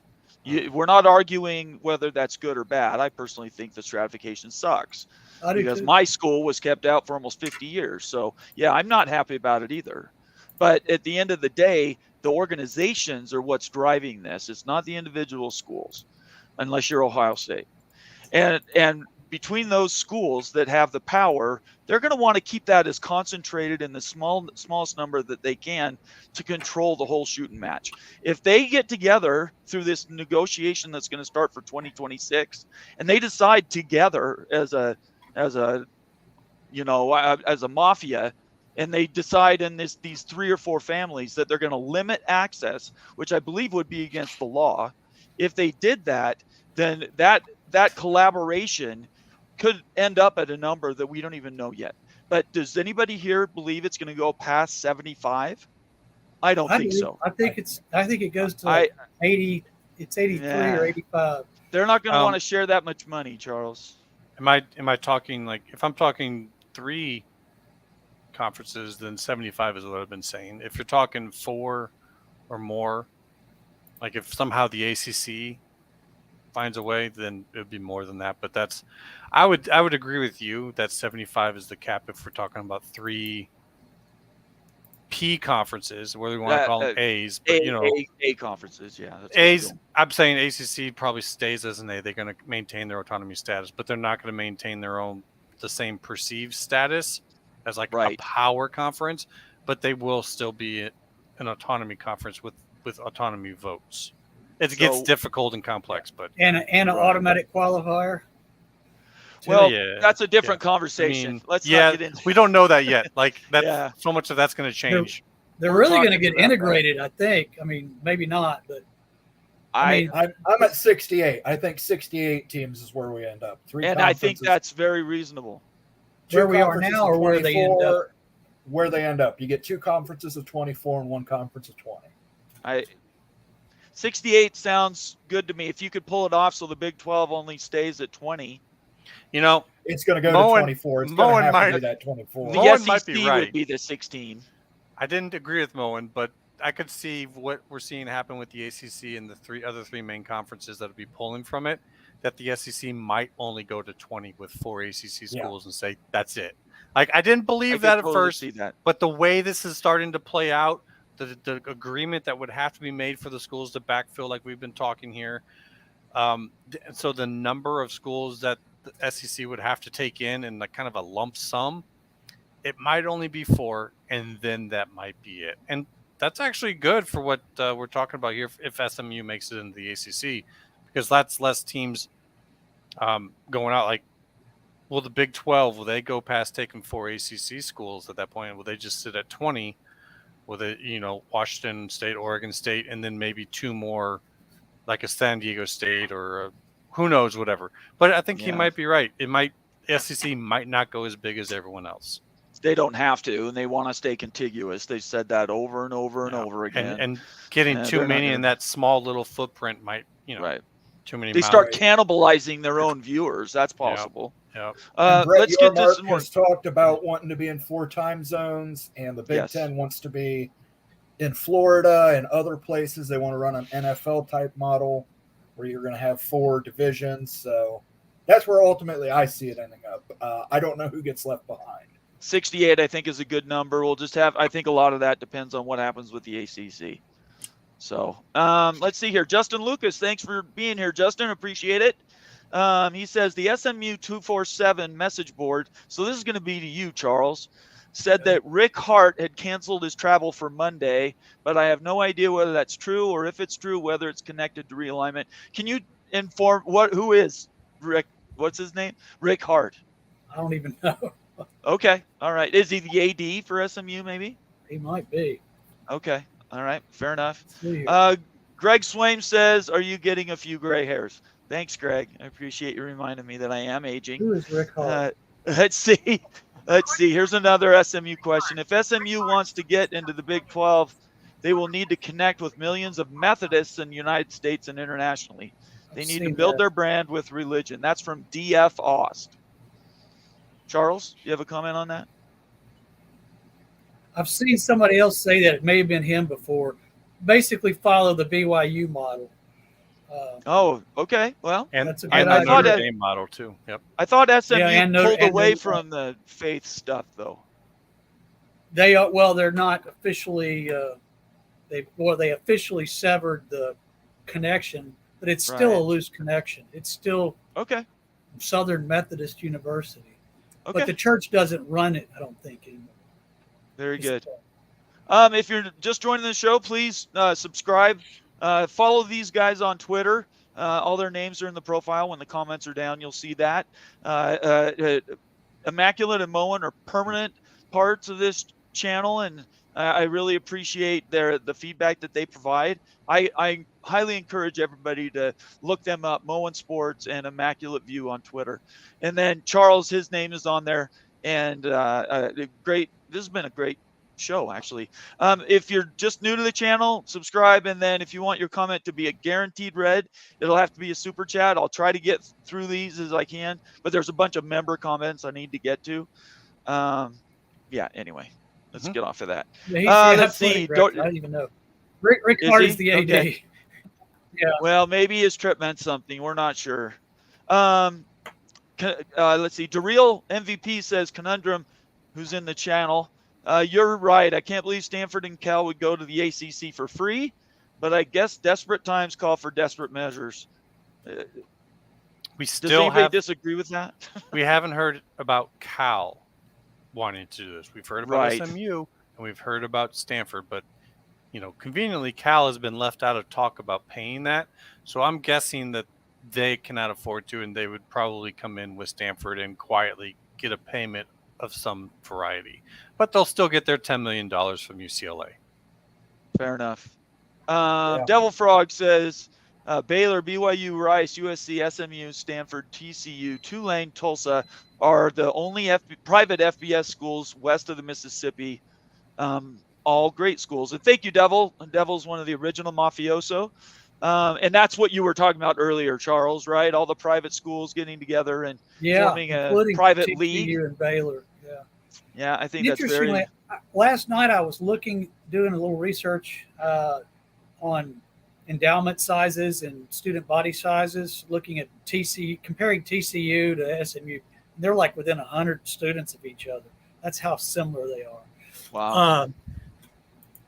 SMU has had a very big, it's smaller than Rice's, but in the state it was like the second largest endowment. But now I was shocked to learn last night that Baylor and TCU both now have bigger endowments than SMU. Both are over $2 billion. That just came out of nowhere. We did a whole study on what the endowments and the research grants and those type of things on several shows in July. You might look back at those if you're new to the channel. Those are all recorded, and you can go back and see. We did a really in-depth study on these different schools and where they are when it comes to endowments and their research. Well, TCU let's and see Baylor both climbed in the academic rankings by all these, which I've done a study of them, but in order to advise my children on selection of college, and ended up throwing them all out and doing my own based solely on first-year income by major. And it changed the result tremendously. It was surprising. But just a quick comment on these. USC has an enrollment of around 44,000. So I don't really think of them in the same way as I do the rest of these. Even though they are a private, they're built more like a big, large public. So I don't see them ever want to do this. But it's an interesting list and a possibility for the future. take a look at Liberty. BYU has Liberty 36,000. Liberty is a fast riser.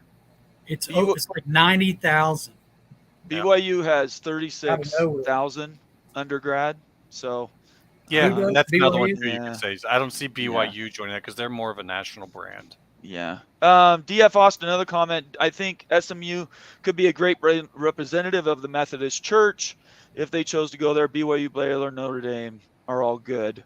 Sorry, others all bring religious fans to sports, and I don't Yeah, we think got the that's Methodists playing the Catholics.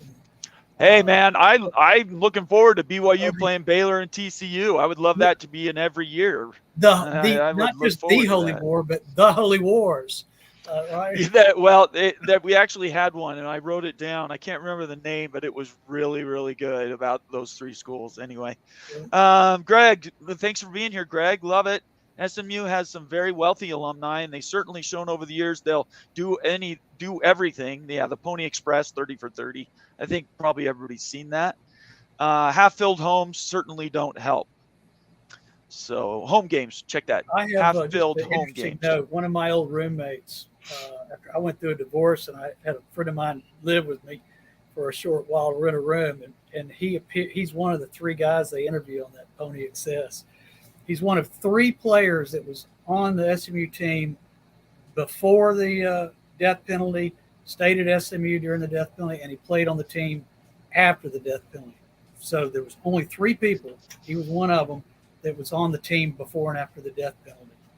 And anyway, that 30 for 30 is supposed to be real interesting. It's fantastic. It's great viewing for sure. David Floyd, thanks for being here, David. I still want Call and Stanford, Cal, I'm guessing, and Stanford in the Big 12. Big 12 schools rubbing shoulders with the Stanford and Cal would piss off some A&M and Texas fans, I guess. Does that mean anything to you guys? I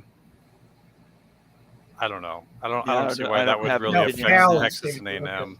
Yeah, it was Cal and Stanford. Yeah, Let's see here. the cultural clash would be interesting. I mean, the woke versus the anti-woke. God, you know. Yeah. I'm pretty sure it's pretty clear Stanford is willing to spend whatever it takes to get into a conference that they feel is more culturally acceptable to them. I think that they would come into the Big 12 and a lot of Big 12 people would be like, oh, you're in our world now. And I don't think Stanford wants to face that because no, they don't want it. They'll never join. That's not a conference they want anything to do with. They've got Condi Rice, advocating for them now. Yeah. She's right wing red as they come. And when you get to the top, they're actually kind of the same. Yeah, I think, as we said before, I don't think they go anywhere. I think they're going to have to try to do something with the pack. Right. As it I mean, is. Stanford's going to have to bend the knee on their IPLCC status and join the Big Ten academic. If they were going for free, the Big Ten would take them for free, but they're going to have to join the Academic Alliance. And apparently that's a threshold that Stanford won't cross. And I think that's probably what keeps them out of the Big 12. Stanford will end up being independent. They're going to try. And I could see that absolutely happening. And then Cal will do whatever it can to get into the Big Ten. I looked at this, Moen, after listening to you and some other people talking about this subject. I did a little research and found an accounting with a listing of all the schools with ranked in order of research and development expenditures. Number one on the list was Johns Hopkins. Johns Hopkins. And sorry, I was thinking of the conferences. Sorry, but Stanford is not. It isn't so large that they really should want to not share. In fact, there may be benefits where the amalgamate might be more valuable. I don't know. Just maybe they like having the control, but Stanford does share just with a different group. Right. They share with the Ivy Plus Libraries Confederation and not the Big Ten Academic Alliance. And in order to shift from one to the other, it would be a very large process of shifting all that information. Plus, when you have shared research between different schools, they have your research, your IP that they're using in their research. They have to slowly start to pull that out. Like so actual research processes going on have to start wrapping up because information that they're using on it came from, say, Stanford. And so if they're pulling out of that library, When So- the University of Chicago did this in 2013 to 2016, that's how long it took for them to pull out of the BTAA and fully immerse into the IPLC. So it's not a small process. Let me share our research thing since we're talking about it. And I need to get over here, sorry. So when we're talking about research spending, by the way, Wild Ute put this together, incredible graphics. But if we're talking about in spending in the 2000s, this is where your research spending is at. Washington is number one. Johns Hopkins isn't on the list because we were talking about the Power 5 conferences. But Washington is actually more than Stanford is, which is ironic because Stanford is the one that's driving the academic excellence and sort of standoffishness with sharing their data. So if you want to go and look to see where the private schools are, look where BYU, BU, and TCU are at, way at the other end of the scale. Now, they put money into different things. They don't put it into the research. They put it into other endeavors. BYU has huge endowments that go to service, for instance.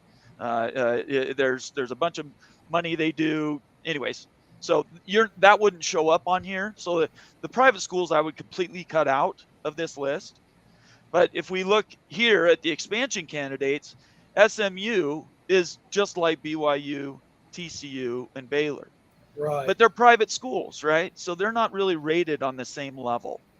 So that just gives you an idea of kind of where that goes. Tulane, you see, is actually quite high compared.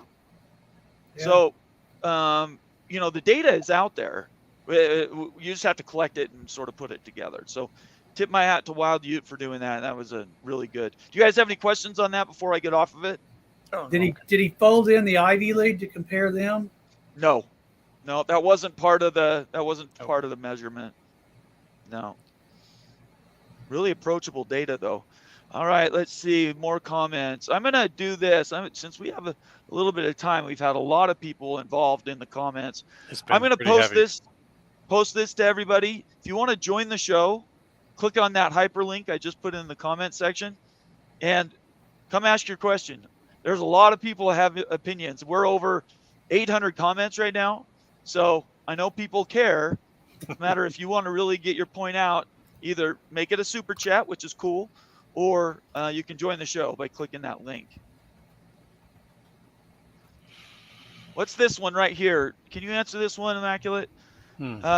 Bomber, can you count 7 schools as a no vote in the ACC, the 2 Carolina schools to Virginia schools, Florida State, Clemson, I believe Miami is on the no vote list too. Are those the only ones that we think are holding out now? Well, to premise, I know people think that because there was 4 stated no votes, that's all there is. Personally, but we've also seen other leaks come out like the Magnificent Seven, which UNCAD Bubba came out on an interview and said that actually existed, but he didn't like the name of it because it implied like it was some type of organized group inside, and it's not. And he said there was actually more than 7 schools that took part in the talks about how to basically get by the Gore. So if we were to take that and kind of transpose that on top of this situation and say that these are schools that, even if they don't vote no, actually have the same alignment. So what I would say is the 4 that we know: Miami, Virginia Tech, probably Virginia. Go so far as to even say Louisville, because I think Louisville is a lock for the Big 12. And if all these schools are leaving at some point in time, I think Louisville would be out as well. So I would put Louisville 2 as a vote. So I think you're at least at 8, if not more. Excellent. Thanks for What running about that Georgia down. Tech? I think I'm all over the place on them. Like, do they have a place in the Big Ten? It's questionable. Are they one of the left behinds in the ACC that might have to be part of that type of elite type of university conference? That's also possible. So I could see Georgia Tech actually being a yes vote.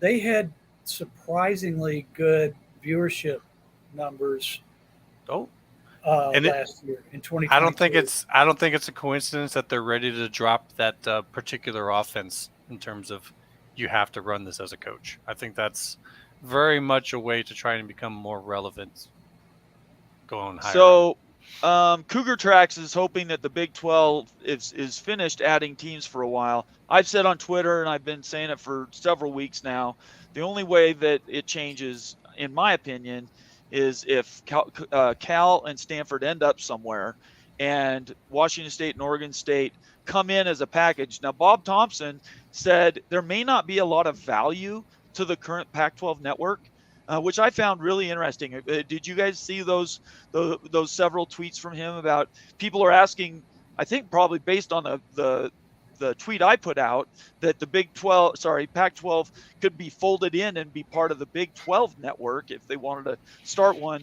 Bob didn't necessarily think that. What do you guys think? What did he say? I didn't see. I saw your tweet, but not his. Yeah, his tweet basically says that the ones that are currently signed up, the distributors signed up for the Pac-12 network, aren't necessarily going to want the Big 12 network. They wouldn't want to cover the schools said they in the want. Big 12. Maybe Swaim said they want out. I may have seen It was one out. What do you mean? that the distributors would just soon drop it and pick That's up. that's what Bob's contention was. Maybe I didn't Yeah. see Bob's. Yeah. It was somebody. I saw it summarized, I guess. Anyway. Yeah. Yeah, he Go basically ahead. he explained it, but sometimes Bob goes into this talk of where he very much has knowledge about the situation and talks in his language about it. And so when I read it, I was like, okay, I kind of get it, but I'm just going to be like, What it's does that Bob. mean? He's saying this. Yeah, but basically the point is that these networks are kind of an old thing, and that the cable companies are going to fight tooth and nail to give any more for them. And somehow by changing the network from being the PAC network to being a Big 12 network, that would get them out of their contractual agreements on it, and that on any type of new agreement on it, they would fight. So like if, say, the Big 12 wanted to take it in and use it as a Big 12 network, whatever Pac-12 network agreements were there, like the rebranding and the re-ownership of it would allow those cable companies to not go by the old contracts. That take that or leave that for what it is. It's kind of like, okay, I'm trying to understand Bob here because he's very concise about that because he knows all about it. So, well, if you're talking about physical plant and facilities, they're I mean, part of them are school specific, and if they have built fiber to every right at a school, and then they're networked. So there's many facets to that whole deal, and then there's the contracts for the broadcast with the various cable companies, and those too are probably tied to the school. Where so I can see where if the school that's connected with it's going somewhere else, then it's not you've lost a big node on your network. I think his contention is they'll just sell it rather than trying to repurpose it, do new contracts, sell it. Get the money out of it and move along. So we'll have to see about Oregon State and Washington State. They could be in 2 or 3 different destinations, but Why isn't YouTube involved? You're asking us? Yeah, we don't know. They dropped a bunch of money on the NFL ticket, That's true. Sunday ticket. So that's true. Good call. They're involved in sports. They're getting in there. So wouldn't shock me to see them become a 4th partner for the Big Ten either. Craig Hirsch, this is a fact. You can comment on it if you'd like to, but he says SDSU still has 10,000 tickets available for their opener. Looks like 22,000 tops. Look, San Diego State has blown this realignment thing so poorly. They did everything wrong, from talking about they had a destination regardless of who wins, to talking about what their value is. They want to leave, and then they decided to come back. And now you're seeing that they're not selling out their tickets. I think that school has some serious administrative issues to work through. I don't disagree, but this was their best year to do it with the basketball tournament. Right. This was the highest profile San Diego State was ever going to be. So I I can't blame them for taking their shot. But obviously, yes, they should have waited and just let the PAC figure out the pack before jumping out of it. But I don't blame them for taking their shot any more than I would blame SMU for cutting that check. You take your shot when you got the best shot available. Right.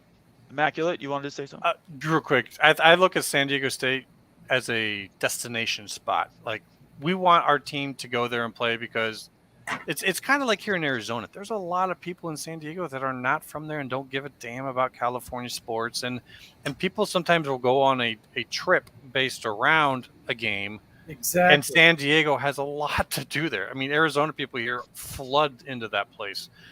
So I like them as a last round pick. Like, we need to round out a division.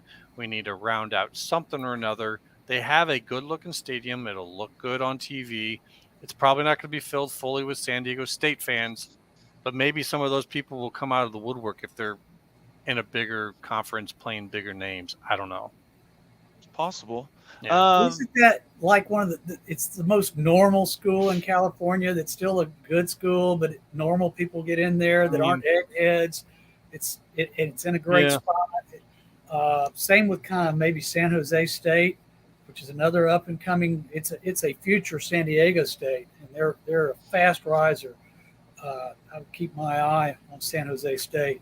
That is probably the best school in the Cal State group of schools, followed by San Diego State, and both of them they're nipping at the heels academically of the California network schools. Sorry. I just see San Diego State being more valuable than just the last team in. Kind of like UConn, I think. Both of them. UConn actually is ranked one spot above San Diego, and above both of them is Ohio, of all schools, in terms of viewership, eyeballs. And then on top of those three is Fresno. Fresno's number 10 in the G5. If you ignore the service schools, Fresno's the 10th ranked team. UConn, that's gotten all this press, is the 12th ranked team. And San Diego State, who's gotten all this press, is the 13th best school in terms of. It's not about. Those are all good stats, and let you take over. But the point is, they didn't get in, and they were mostly just talked about as a kind of like a threat. Like, if you guys don't join us, we're going to just fill up our spots with these. But they didn't get in with it. And Yormark even came out and said that our dream expansion was the Four Corners. Right, I saw it wasn't. So when I'm saying last spot in, I'm not trying to be insulting. I'm just trying to look at it in a realistic view of they could still have enough value to get in, but it's just going to be at the end when all of the P5 reshuffle and consolidation is over. Well, so that, I know. Let's move on. Let's move on. If they had value, this is bottom line. If they had that much value, they'd be in a conference. So we can talk about what their requisite values may be, but UConn is an ESPN backyard. Mm-hmm. They would get in because of ESPN. San Diego State, Southern California. They're not going to get in because they're a valuable school. They come in because of their location. SMU is valuable because they have a lot of money. So it doesn't have anything to do with that top location. 16. Yeah. But you get my point. Yes. Has nothing to do with viewership numbers, as you know, it's about brand, rivalries, rabid fan bases. Those are the tenets that Bob laid out, and I still think they apply. DFOS says, as a BYU fan, I'm interested in many religious schools in the Big 12 in order to advance our international efforts and as a strategic advantage of loyal fan bases to maintain unity. That is the strength of the Big 12. They've gone all in to leverage those relationships. And I think they're number three. We all, at least three of us think they're the third one anyway. Sergeant Pickles is here. Good to see you, Sergeant Pickles. Since you were the next member comment, I came across this. I appreciate you being here. Coming to you live from break at work. Gotta love that. Overtime. Nice. While you're on the show, you're getting overtime. If you want your comment to be read, we got about 12 minutes. You can make it a super chat, or you can become a member, and I'm reading member comments right now just because we have so many. Summit Hawk, another member of the family here. If both SEC and Big come after more Big 12 schools at the end of 2030, then TCU could move to the Big 12. What? I Probably think he meant ca- Big I- Ten. I think he meant Big Ten. Oh, Yeah. okay. Yeah, schools could go anywhere. I mean, anything's possible. It's it comes down to that exit fee. Now it looks like it's going to be pretty big coming out of the Big 12. So I don't see them taking a lot of Big 12 schools. If they take one, it would be like a precise need or something that'd be worth helping that school out, because that cost is going to be considerable from what Yormark has said. Oklahoma State, I think, is the only one that is clearly. I think the SEC may still want them. Kansas is still an option Yeah, as well. both the As- Kansas. As an Iowa guy, I would love to see Kansas come into the Big Ten, but Yeah, I that's think- my absolute bias. That's down the road a ways. Right. I'm I'm not believing. Yeah. really kind of going into that now because it's too far down the road. maybe Uh, West Virginia, maybe. But Yeah, location again. Yeah, Right. for sure. Summit Hawk says as long as it's done before 2026, then ACC mass exodus happens. Quite possible.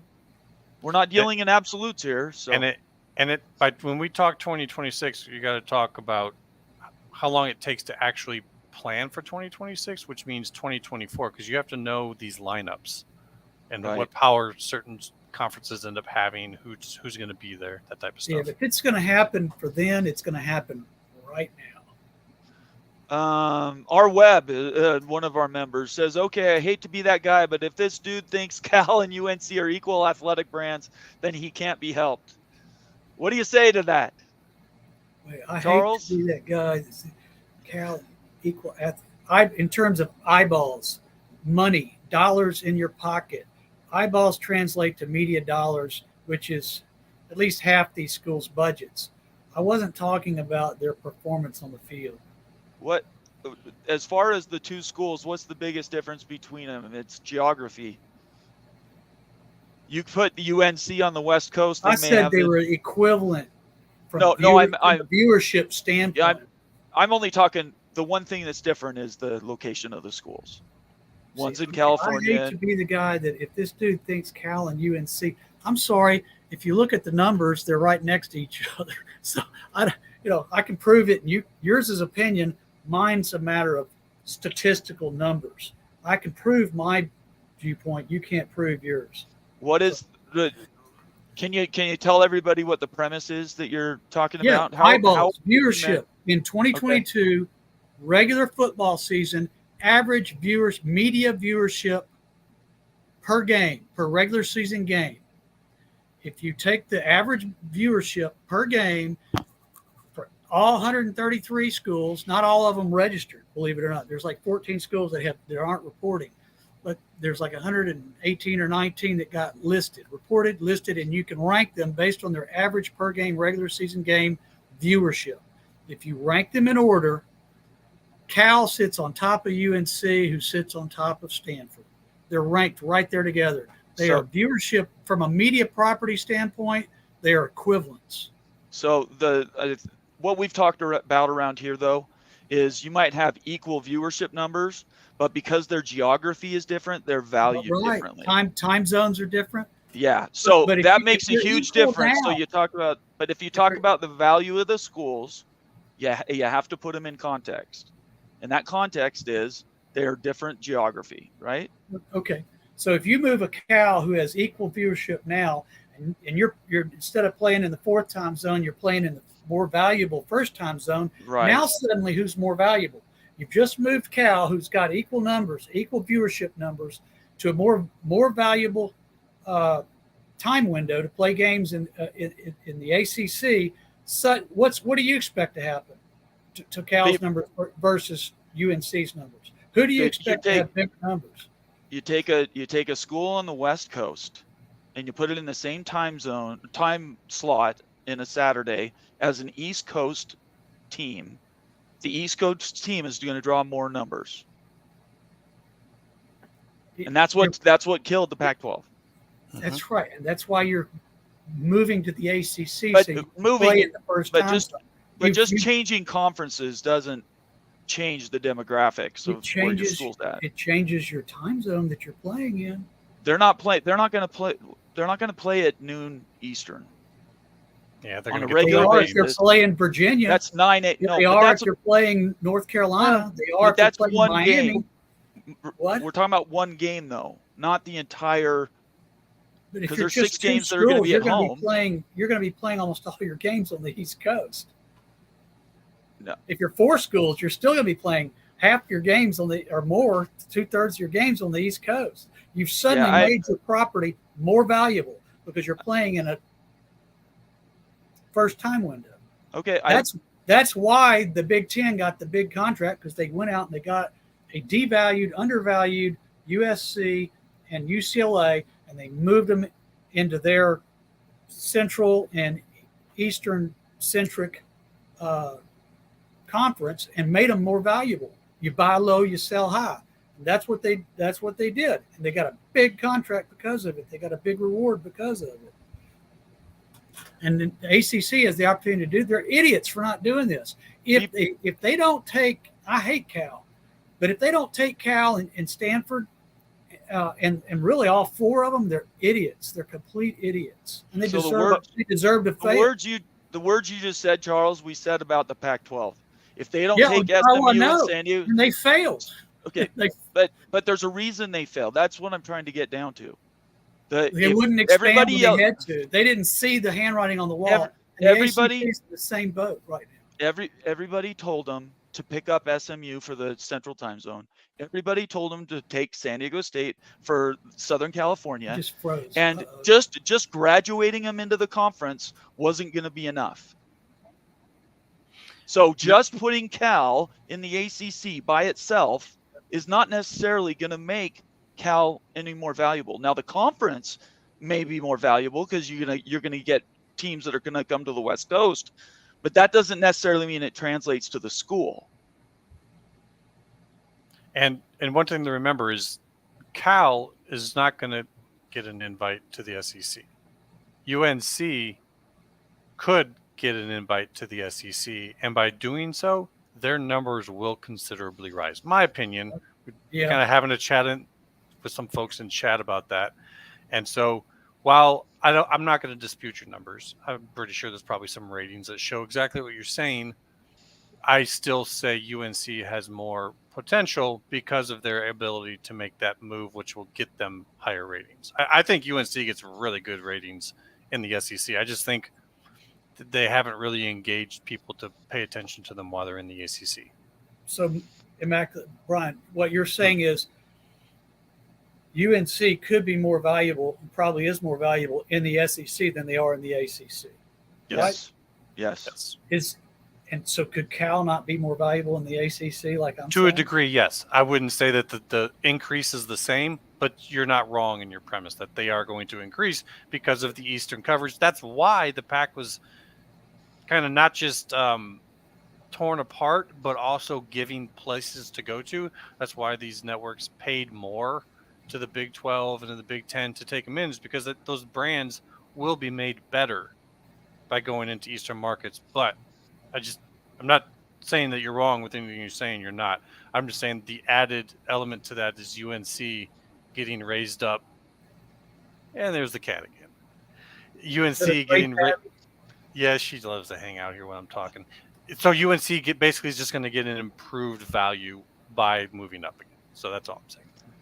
Sergeant Pickles has got a comment. He's a member. It says ACC is better off by adding SMU, USF, Memphis, and ECU, knowing at least 4 are gone in the future, which is what you're talking about. You're talking about hedging your bets by adding schools. Do Absolutely. it now. Do it now. The only example I can come up with, and that I refute all these proposed things, is we did just see the Pac-12 go through it. We saw this story, and the Pac-12 was not able to make all those numbers work. So if it was that easy, just to add people and you'll be protected, the Pac-12 would still be around. But the ACC has a pro rata clause. I mean, this insurance cost them nothing. Their survival cost them nothing. Well, it's to take out the insurance policy by adding the teams. It's a no-brainer. Schools that are there, it's so a no-brainer that the rest of these teams may have a lawsuit against these teams that are wanting to leave by holding up the expansion. If they, there's going to be a lawsuit over the death of the Pac-12. I guarantee you. This isn't over. Well, That's another reason. That's another reason why the media companies need to encourage that these schools find a home, and the Big Ten needs to. They need to pay. The Big Ten and the media companies need to pay the Big 12 to take these schools off their hands, or pay the ACC to take these schools off their hands, and to eliminate or manage their liability risk for destroying the conference. And you got the same thing brewing in the ACC. And these four schools, FSU and Clemson, are treading on thin water. And any conference, that's why they don't have an invite to the SEC, and that's why they don't have an invite to the Big Ten, because they're worried. They want this handled by agreement, not by litigation. It just opens Pandora's box. This is my view from a lawyer's perspective. Handle it by agreement. And I think they can, if they come together with $1 billion right now, I think they get out and they add these teams and they get on down the road, and the ACC survives. And suddenly you've got 4 conferences at 20 each. That's 80 teams surviving. And the Pac, the Pac should go away and become part of the ACC. But if they don't, they're going to survive too. And now you really got a bunch of teams. You still have an A5. You still have a P5, because they're going to combine. They're looking at combining with the Pac-4. They're looking at combining the very best of the Mountain West and the very best of the AAC, and that is a power conference. Well, that is going to be an autonomous conference. So it'll be autonomous today. Yeah. In 2026, all bets are off. Okay. So what document? Show me what document and the votes. Show me how you get the votes to eliminate their power. Can you tell me how that? Where do the people that are eliminating their power get their power from? Great question. Why does Notre Dame have a vote? Why does Notre Dame have a vote that is equal to the Big 12s?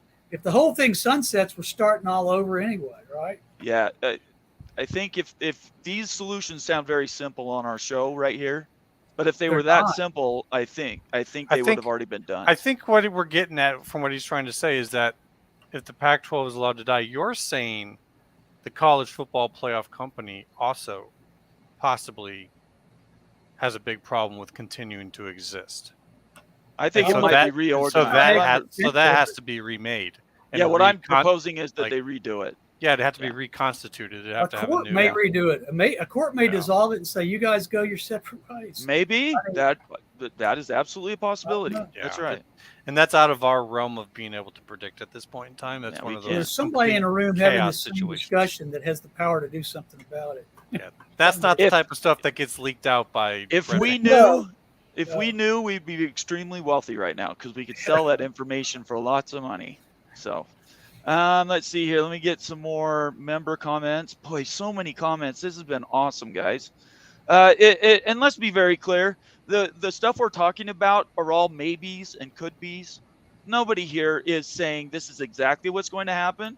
But at least on my show, I want to hear as many opinions as possible, which is why Charles is here. These are things that they need to be discovered. And I think they're really important, and we shouldn't forget about them. Yeah, everything I say is my opinion based on, even though I said I do have numbers to back up what I said about UNC and Cal. I don't think anybody's. But beyond that, beyond what I told you, I don't have. It's all opinion. Right. Gut. I mean, it's educated gut, but it's still a gut opinion subject. Moen fell asleep. That's what you're saying, Immaculate. You can hear him snoring. No, I'm teasing. No. He's just not. He's not being very chatty today. I'm letting you guys carry it. I'm just gonna let you do that. I'm just waiting for Moen to come in and just smack us all down in that Moen kind of way. I've got here's a where we work on a case together that fall asleep in their books. Here's a good question. Go Black 45 says there just needs to be a bowl the night before the national championship between SMU and SDSU to see who gets the P4 invite. That might get bigger ratings than anybody else. No shit. That's funny. That's great. That's something funny. Yormark would come up with. Yeah, the Big 12 could sponsor it. Say whoever wins this game gets the last spot. Anything is possible. Dude, it sounds so crazy, but I'm sitting here saying, Yeah, like it would Did be. you watch that game? The Hunger Games. I It'd be the can't Hunger argue the Games. value of it. I can't argue that it would draw. Like you could, like I don't care. Sorry, I don't really care about SMU or SDSU, He but says it might draw bigger rating. I think I'd it would watch draw. that game just That's to see it's the all ending. on the line. And Here's not only the- that, you got to put your money up to play in the game. How about that? Oh, It costs then you SDSU $30 is million screwed. to play in So this Nick- game. So Yeah, Nick, you guys Nick win M at has, the bet. Nick M has a comment. Nobody in the Big 12 is afraid of SMU dominating the Big 12. SMU bought players and bought a championship. SMU brings no value to the Big 12. The SMU guy is spouting asinine SMU red ass. Remember, So there you go. we There you take go, shot- Charles. We Red take shots ass? here, Charles. There you go, Charles. Okay. You know, Where do you begin? Right. you don't even need to respond. He's an Yeah. the whole thing's idiotic. The You whole guys thing- can go on Twitter and chat that out. I'm not going to do that. I got to right figure now. out what red ass is. I don't know. Never heard that used. That's I pretty think it's funny. the opposite of a blue ass or something. Yeah, Okay, Mike well. Rayner, who's also a member, says, "Good show, guys." Maybe he had to leave. I'm enjoying it. Sorry, two-parter. I'm enjoying it. Thank you for being here, Mike. I appreciate it. Thank you for being a member of the show. Now, there's some comments. There's so many freaking comments. I need to go to the bottom. I need to scroll the opposite direction because I'm getting a bunch of member comments and then they're all at the bottom. So let's see here. There were a couple I wanted to get to really quick. Let's see.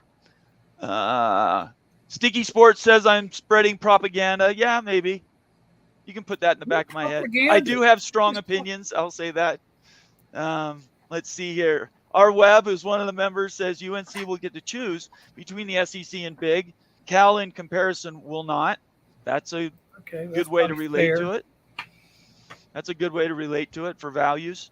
My point is, Um, I think Cal and Stanford are good replacements for NC State and UNC. I think they at least equally replace them. The irreplaceable are going to be Clemson and FSU. You're just Yeah. not going to be able to replace them unless you do what the Big 12 did, was replace them with numbers. But then you're going to have a dilutive effect due to the increased number, but you're just not going to get around that. But if the ACC is going to survive like the Big 12, we already know the Big 12 is going to survive. It's a question of, are they going to be, where are they going to be, and are they going to have peers? Right. And the pack is not dead yet. They're not dead. And if the ACC doesn't kill them, the pack may kill the ACC by taking all their expansion alternatives. Because All right. Can I Let's, real quick? The thing about yeah. the pack is that they don't have a deal. No one is going to go running in there and want to be in a situation where you have to work out a deal in less than a year. Like as a lawyer, you realize like that's a really bad situation to jump into. And then if you have to pay exit fees to go in the very next year, the cost, not knowing what you're getting, I just don't see it happening. you don't Blake, think Apple would fund that? No, We- we don't have time to get into that. That's a different show. That's a whole Charles, show, but yeah, different it's show. great. Blake It's has a comment. I intertwined. thought if the ACC added schools, that voided the GOR. Didn't we talk about that a couple weeks ago, Mullen? Yeah, it The- doesn't the- void the GOR. it doesn't They vo- just it get doesn't, added yeah. to the GOR. Yeah. That's what I think we reported a couple weeks ago. Let's see our web. Again, these are all member comments. If you want your comment to be read and you're not a member, please make it a super chat. Otherwise, we're just going to cruise through these and we'll burn this thing down. Our web says the pro rata is a double-edged sword in that if you abuse it, the media companies will remember, which is why the Big 12 didn't take BYU in 2016. That is the reason why the Big 12 didn't go to 18 with Washington State and Oregon State. I think that's true, Yeah. our web, but I think there is an option I if agree. Cal and Stanford go. I do believe there's an opportunity there to scoop the. They're the gatekeepers. They're saying yes or no. We will fund this or we will not. They Yeah. are. The schools and the conferences have a say so. Absolutely. But the media companies, they're the ones writing the checks. And they'll say, we will pay for this or we won't pay for this. I have a theory about the Pac-12 canceling their games in 2020 prematurely and not playing ball. And I think I think they just killed them as a result of the way they handled things in 2020. I think there was a last in a whole series of stuff like that, but that was the last straw when they did that. And they probably told them, we're going to kill you in 2 years. Your contract's up and your conference is going away. I guarantee you that's what happened. All right.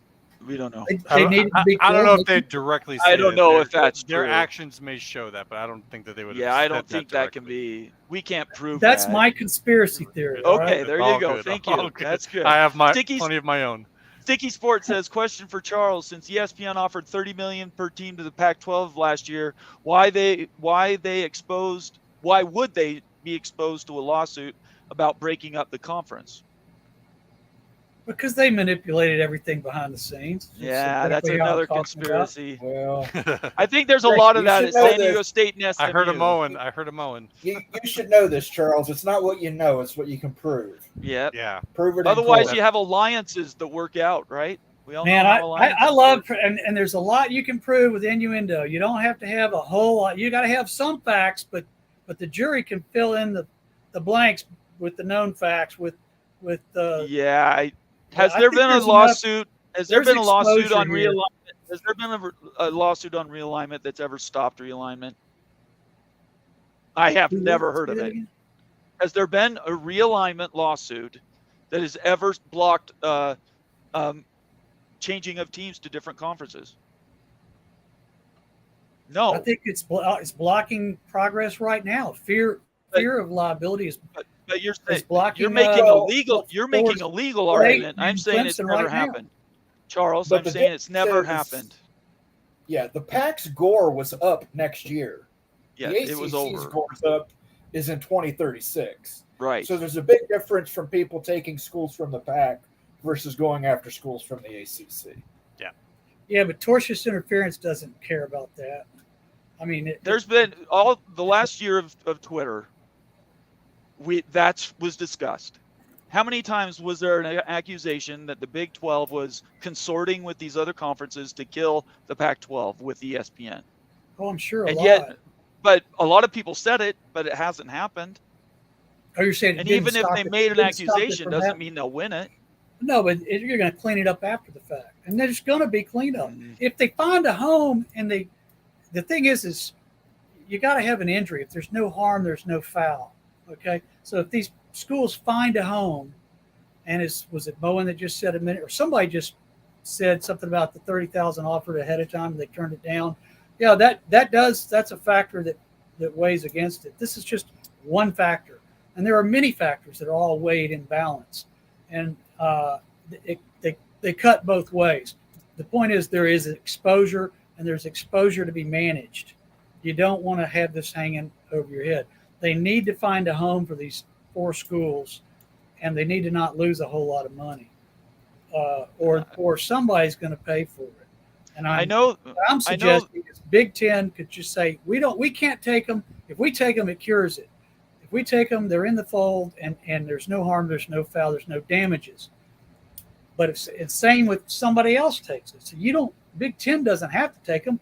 The media partners of the Big Ten can say, here's some money. It's like a dowry, like marrying off your daughter, the dower and curtsy. You reward the family for letting the children marry each other. The Big Ten could pay the Big 12 for taking some or all these schools off their hands, and they, by the way, get them to sign this release while you're at it. I think what you're saying, if I could, I mean, I get where you're going. That's a with this. large conspiracy. You're I talking think the about. No, reason why. it's a- Hold on. Just, I think the reason why the Big did what they did and said what they said about how we don't want to just take them all, we don't want to be held responsible, because I think you're right, but that's why the Big did things in the order that they did, so that they have some way of saying, look, it's not just us, Washington State, Oregon State, Stanford, Cal. You can't sue us for damages because it wasn't just us. There was this bigger picture unfolding. And then when they talk about their lawyers getting involved, that's what I think is. I don't think you're wrong. I just think the way that they kind of fashioned this happening between the Big 10 and the Big 12 is they kind of cover each other's asses. They manage their risk, and that's an ongoing All right. process. We're not finished We with can that process. we can go further into that, but Bomber wants to go on with the next one. if you Yeah, don't can mind. we go on? Yeah. For one thing, Yeah. we're talking about stuff we can't prove. Yeah. Right. I mean, it's Another fine, but thing, it's just- legal, and so we don't know what's a valid charge and what isn't. I So I speculate just- for a living. I give advice. I on understand stuff that, and I'm okay with speculative. that, but we're starting to get down some rabbit holes that are quite deep that we can't chase, at least not right now. Okay, Yeah. well, I'm done. Blake, gosh. All righty then. Blake says it's only propaganda if you can't differentiate between opinion and fact, and that is the definition of this show. So if you're new to the show, for one thing, please subscribe, turn on your notifications. But this is the tenet that we run our show on. We do education. We do go out and try to find out facts. You've heard that from Moen and Immaculate over and over again. Charles has brought some information with him, but we all also know that within that, we have to take our opinion and put that into that information and then make a decision. And each one of us can do that, and I hope everybody watching the show does that. Yeah. My opinion is Blake has the best profile pic of anybody here. Yeah. That kid is fired up. We got a week to go till football, and that I kid think is you ready. said that before. I love Blake, that another profile comment picture.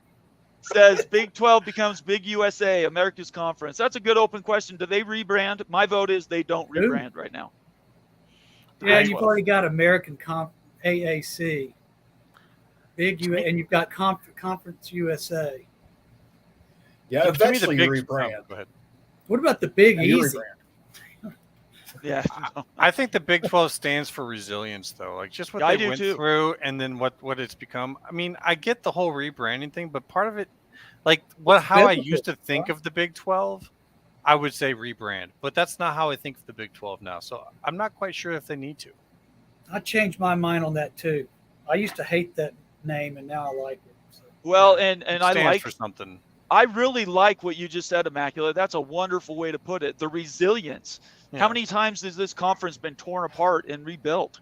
And it does stand for something. And since Yormark's gone there, he has done nothing but promote Big 12. If he was concerned about rebranding, I think he would have been hedging his bets long ago, knowing that realignment is still going. But that's my opinion. Obviously, we don't have any facts to back that up. So let's see here. Our web says, Bomber, I agree with you on Washington State. Okay. I appreciate that, our web. Anybody Can I- who agrees with me, go ahead. Can I offer Yormark something? You know, he can have rights to this if he wants. If he doesn't like the Big 12 because it sounds too much like Sure. the Big, he could call it the Immaculate 12. I'm okay with that. The Miracle 12? Is that kind of like the 12 Apostles? Maybe. We don't want to get No, religious here. Whatever. Um, Don't care. This is the rest of our web's comment. He says, Bomber, I agree with you on Washington State, OSU, and the Big 12. If Cal and Stanford go to the ACC, I actually said if they go to the ACC or the Big 10. With ESPN's blessing, with a change to CFP revenue distribution being a possible kicker. You guys have talked about that, where the kickers could come in and could sway votes, for instance. Any of that's possible, obviously. Let's see here. Tony L. Barber. I've never seen you before, Tony. Thanks for being here. And he says, Big won't take unless someone like ACC tries to take first. Moen? Yeah, we're not taking anybody until we know where the ACC is at. That's what's holding all this up. Until we figure out where the ACC is, we can't move. Yeah, very good. Yeah. Yeah, go ahead. Well, we keep circling back to this. I mean, we are at a point where everybody wants to see what's going to happen to the ACC, but it's either something's happening right now, and this Cal and Stanford coming over, SMU coming over is kind of a catalyst for making a decision. It's an inflection point. They need to make a decision. In order to do it, in order to make the best decision, they actually need to let the 4 teams that want out go. And Well, there's 7 playoffs teams that waiting want on out. that right now. Do what? Yeah, there's Yeah, more than there's four. There's more than there's 4. more than 4. There's 7 Yeah. teams that want out. Well, yeah, I know, but That's I'm not sure all 7 are wanted. If you look at their media numbers, Miami's are not that great. Oh, It's not speaking about as, those, speaking though. as a Big Ten person, Yeah. I don't give a shit what theirs are. The moment Yeah. they join the Big Ten, their numbers are going to go Yeah, way up. USC and Miami and Yeah. Notre Dame in the same conference. It's like, Yeah. it's So, unthinkable. yeah. but- I appreciate the numbers. I don't want to like prove right, the I numbers. understand. It's just some cases I don't care what them in my SEC may say you can have them. Moen. Yeah, exactly. Oh, Absolutely. we'll take 'em. Moen has a comment. Moen Yep. has a comment. Go Yeah. ahead, Moen. We'll take them. Miami, I don't give Immaculate's right. It doesn't matter what their ratings are. We need a foothold in Right. Florida. Yeah. That's where it's an all our anchor. alumni go to retire. Right. Yeah, Miami Yeah. might not sell out their stadium, but when Ohio State comes there, half that Yeah. stadium's going to be in scarlet and gray. What Our What about Georgia Tech, Moen, and Syracuse and Pitt for the Big Ten? We would never take Pitt. Penn State would block it, and they have too much influence. We'd never take Pitt. We would never take Syracuse. Rutgers would probably block Syracuse. I can see Uh, all that. right. Yeah. Georgia That's, Tech's a possibility, even though everybody disagrees with me. R. Webb says Devil Frog. Fun fact: Baylor was in the running for George Washington's library. If they won't have it, if they won, it would have been where McLean Oh, Stadium is. GW. Yeah. Okay. It's That W. we're You're talking about the W's, president. W's. We're talking about president. Yeah, Okay. president Okay. All right. Let's see here. We're getting George near the W. bottom. Bush. They call it W. Another comment from R. Webb. He says that Devil Frog, I think being in Dallas and Laura being an SMU grad were the deciding factors. If they were living out at the Crawford Ranch, I think Baylor probably wins. I don't know the region well enough. Do you guys? So basically, he's saying, Oh, He for the library. He's talking about. For yeah, the his library. wife had Library. a bigger stadium than. Oh, Baylor okay. actually All did. right. Let's see. Nick says no for SMU, no for OSU, no for Wazoo, no for Cal, and no for Stanford in the Big 12. Sorry, not sorry. Not everyone belongs or deserves to be in a power autonomous conference. Well, How those are quick two do different things things. change, right? It used to Yeah. be Big 12 was like we Sure. want to live and survive, and now it's nope, you guys don't. Yeah, But that's what if, true. What if we had an Big change. influence on Cal? If our culture, it was a cultural shift for the country, the whole country. If they had to come over here and learn a different way of life by interacting with us and to see how we live, which is different than they live, and the winds have changed. They it's like a pendulum. It shifts.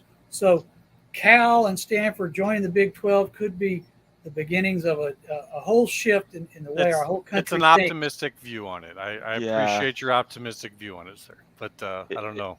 I don't like them either. I don't want to keep. Yeah, but Yeah, I don't There think you is get a a lot flip- of Big 12 people wanting Cal and Stanford.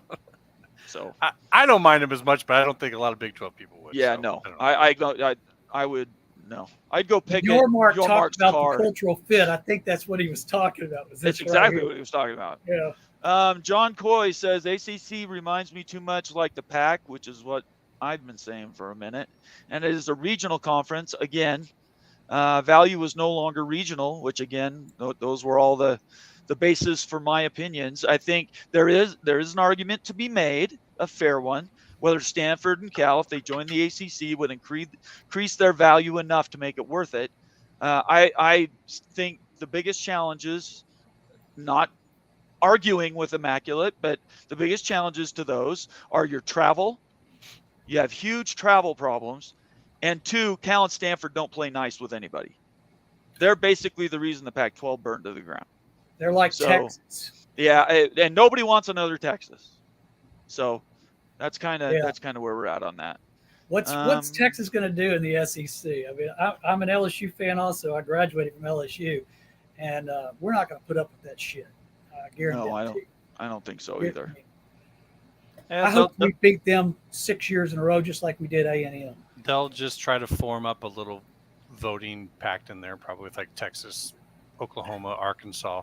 A click. Yeah, no, Arkansas Yeah, had real enough of quick. their shit. That's why they left the Right. South I'm just saying they'll try. I don't know whether they will or not. But, Nick, I'm going to give you an opportunity to address this. Nick M says Charles gives me a Tony Altomore vibe. Lists a lot on his CV, but all his arguments are lacking in fact and or logic. There's your opportunity to kind of counter Well, that. I don't like Tony Altomore. I think he's a punk. But he still had logic on his side, even though it was Well, it was flawed. his logic. I'm not sure It he was had everybody's flawed, logic. and he monkeyed with the numbers, but he was a good presenter and he was influential. Yeah. I have opinions that have some basis in fact, but it's mostly what I see. You either value my opinion or you don't. I give advice for a living, and I tend to give very good advice to my clients. I'm rarely wrong, but I am wrong sometimes. But yeah, a lot of what we're talking about is speculation based on fact. What are our conclusions from the known facts that we have? These are the conclusions we draw. We're connecting dots and filling in between. That's what I've done for my whole life, is do that and do it for juries and make presentations to juries and fill in the dots and get them to make a decision. Nobody has perfect information. You have to make a decision based on the information you have.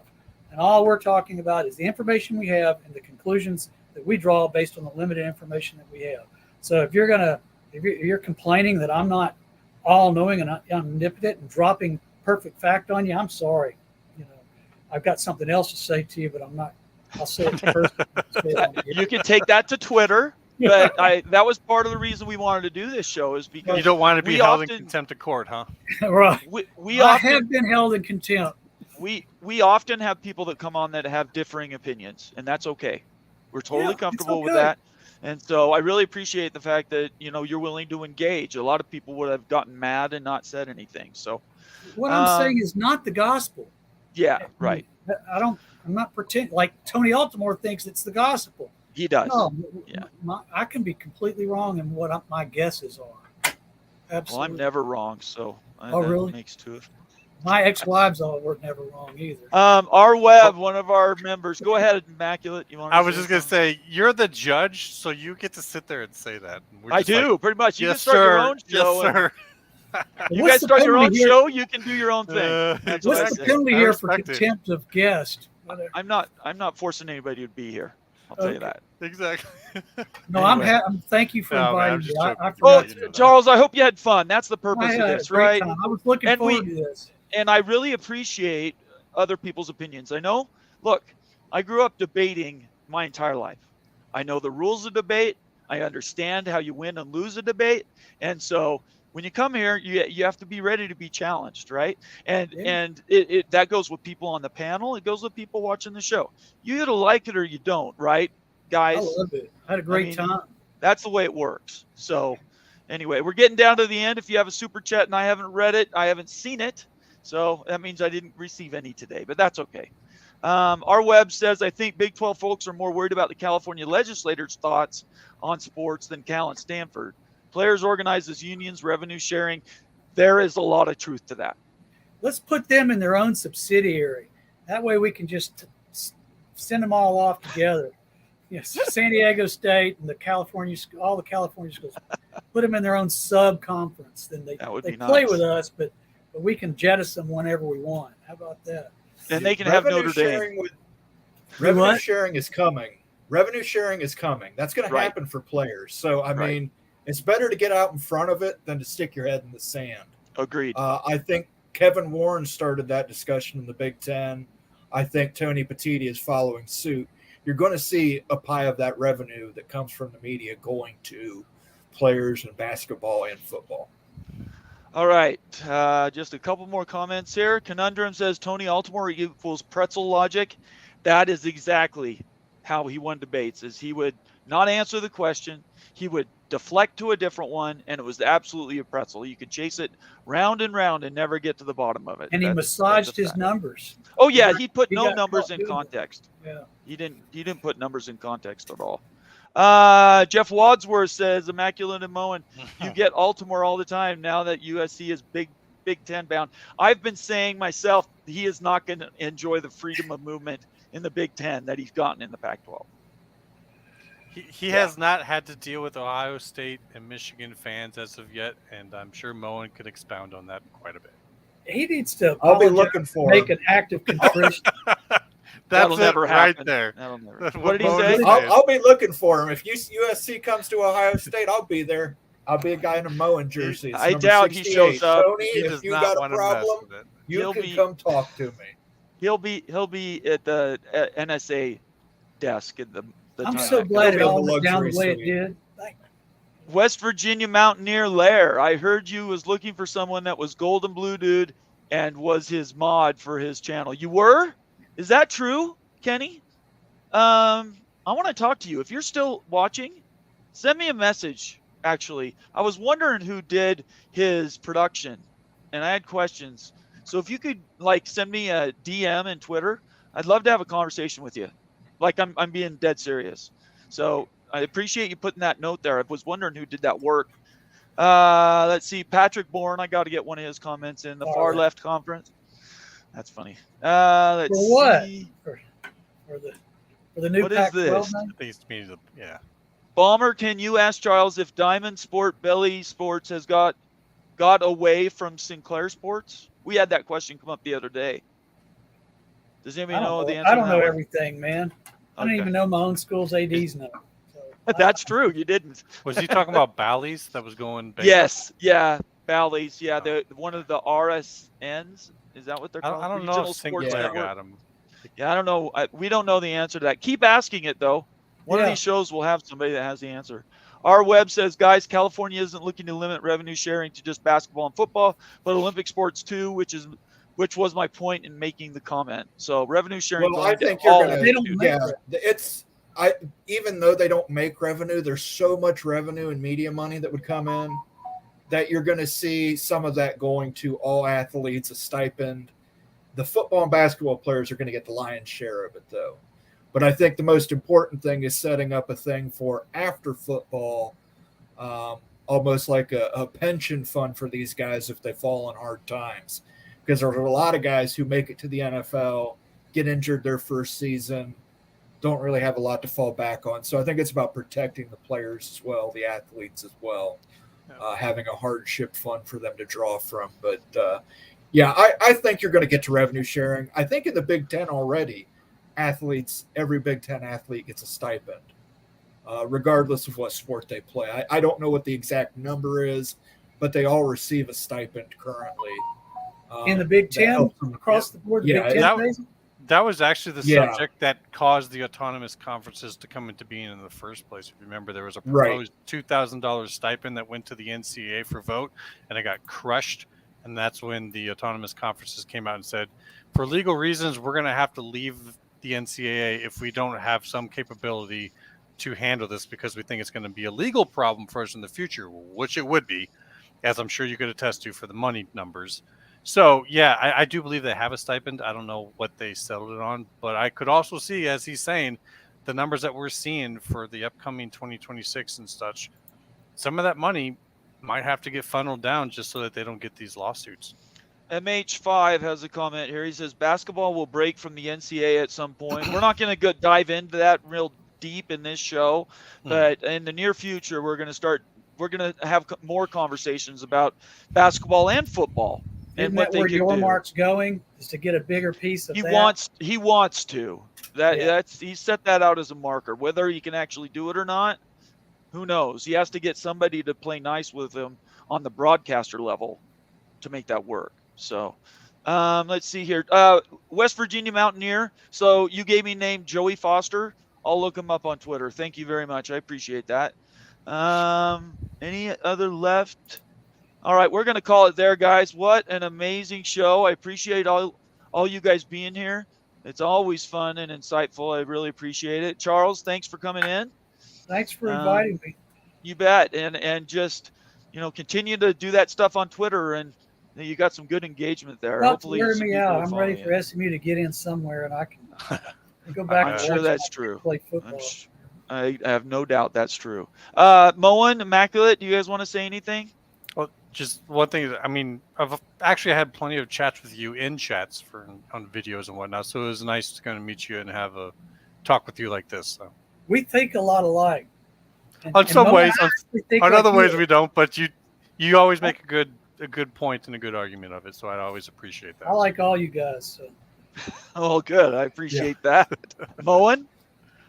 I wish you luck, and you didn't steal Joe Burrow. We let you have him.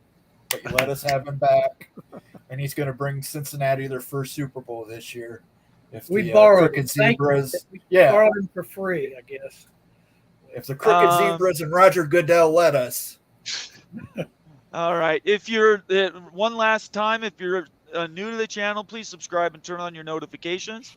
If you want to join, so your comments are more read, like I did tonight with most of the comments, they were with members of the channel. Go to the Big 12 Mafia page on YouTube.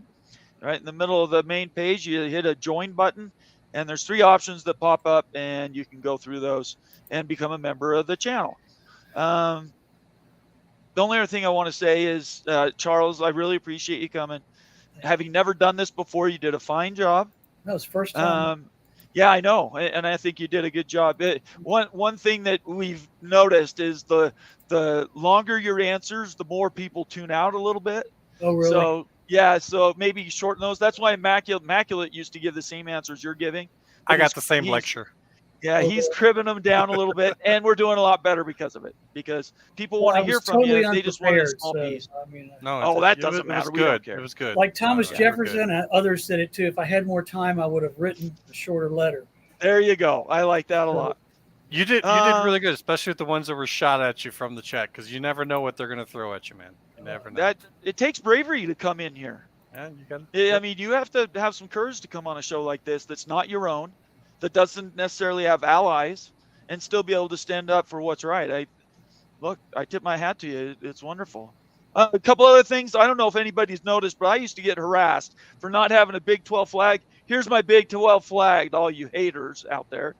And then if you want to send stuff into the show, I also recognize that. Here's the KU helmet I got from Summit Hawk.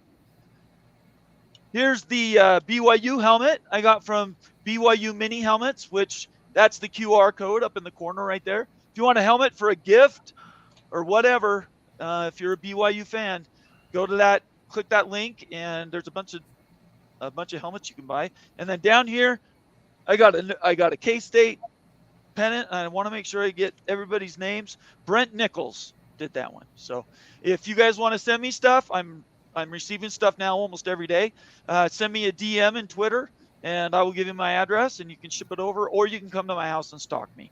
You're Call welcome to Billy do that. Embody and ask him for an SMU football. Call who? Billy Embody. You'll send me something? That guy, the guy that Yeah, I got his name. You wrote it. he I wrote it follows. down. He covers SMU, and he's the Okay, former I'm player. gonna contact him anyway. I'll say He'll that know who the Charles athletic Foster director Malloy. is. Charles Well, Foster Malloy said you'd send me a football. Right. He knows who I am. I'll text him other and tell than- him you'll be calling. Other than that, boy, I don't have anything else. I'm tired. This was full. I wasn't expecting this show to go this long. So lots of good engagement. Appreciate everybody being here. And everybody have a great weekend. Stay out of trouble. And Monday night, 7 o'clock. Well, no, 6:30. So 8:30 Eastern, Monday night. Actually, that's not true. We have 2 shows, don't we? Immaculate. Yeah. Yeah. What was our Tuesday? Yeah, what was our other? Yeah, Monday. Don't we have 2 shows Monday? I thought you were talking Tuesday because of the different times. It is Tuesday. You're right. So Monday at 8 Eastern, and then Tuesday there's 2 shows, one at 7 Eastern and one at 9 Eastern. Anyway, Are your shows merged now? There used to be 2 different shows. And there now- are 2. Actually, it started as one, and now I'm spinning off the Holy Rivals. We're working on getting that one monetized. Once that's monetized, then I'll have the two Okay. shows. Yeah, we'll cover same things, but we'll cover some different things on the other show too. I think that's all I got, unless there's any last comments here that are worth reading. Yes, West Virginia. I think you gave me his name is Joey Foster. Just post a note there if I got that right. Anyway, guys, thank you so much. We'll see you next week. Stay out of trouble, and peace out. See you guys.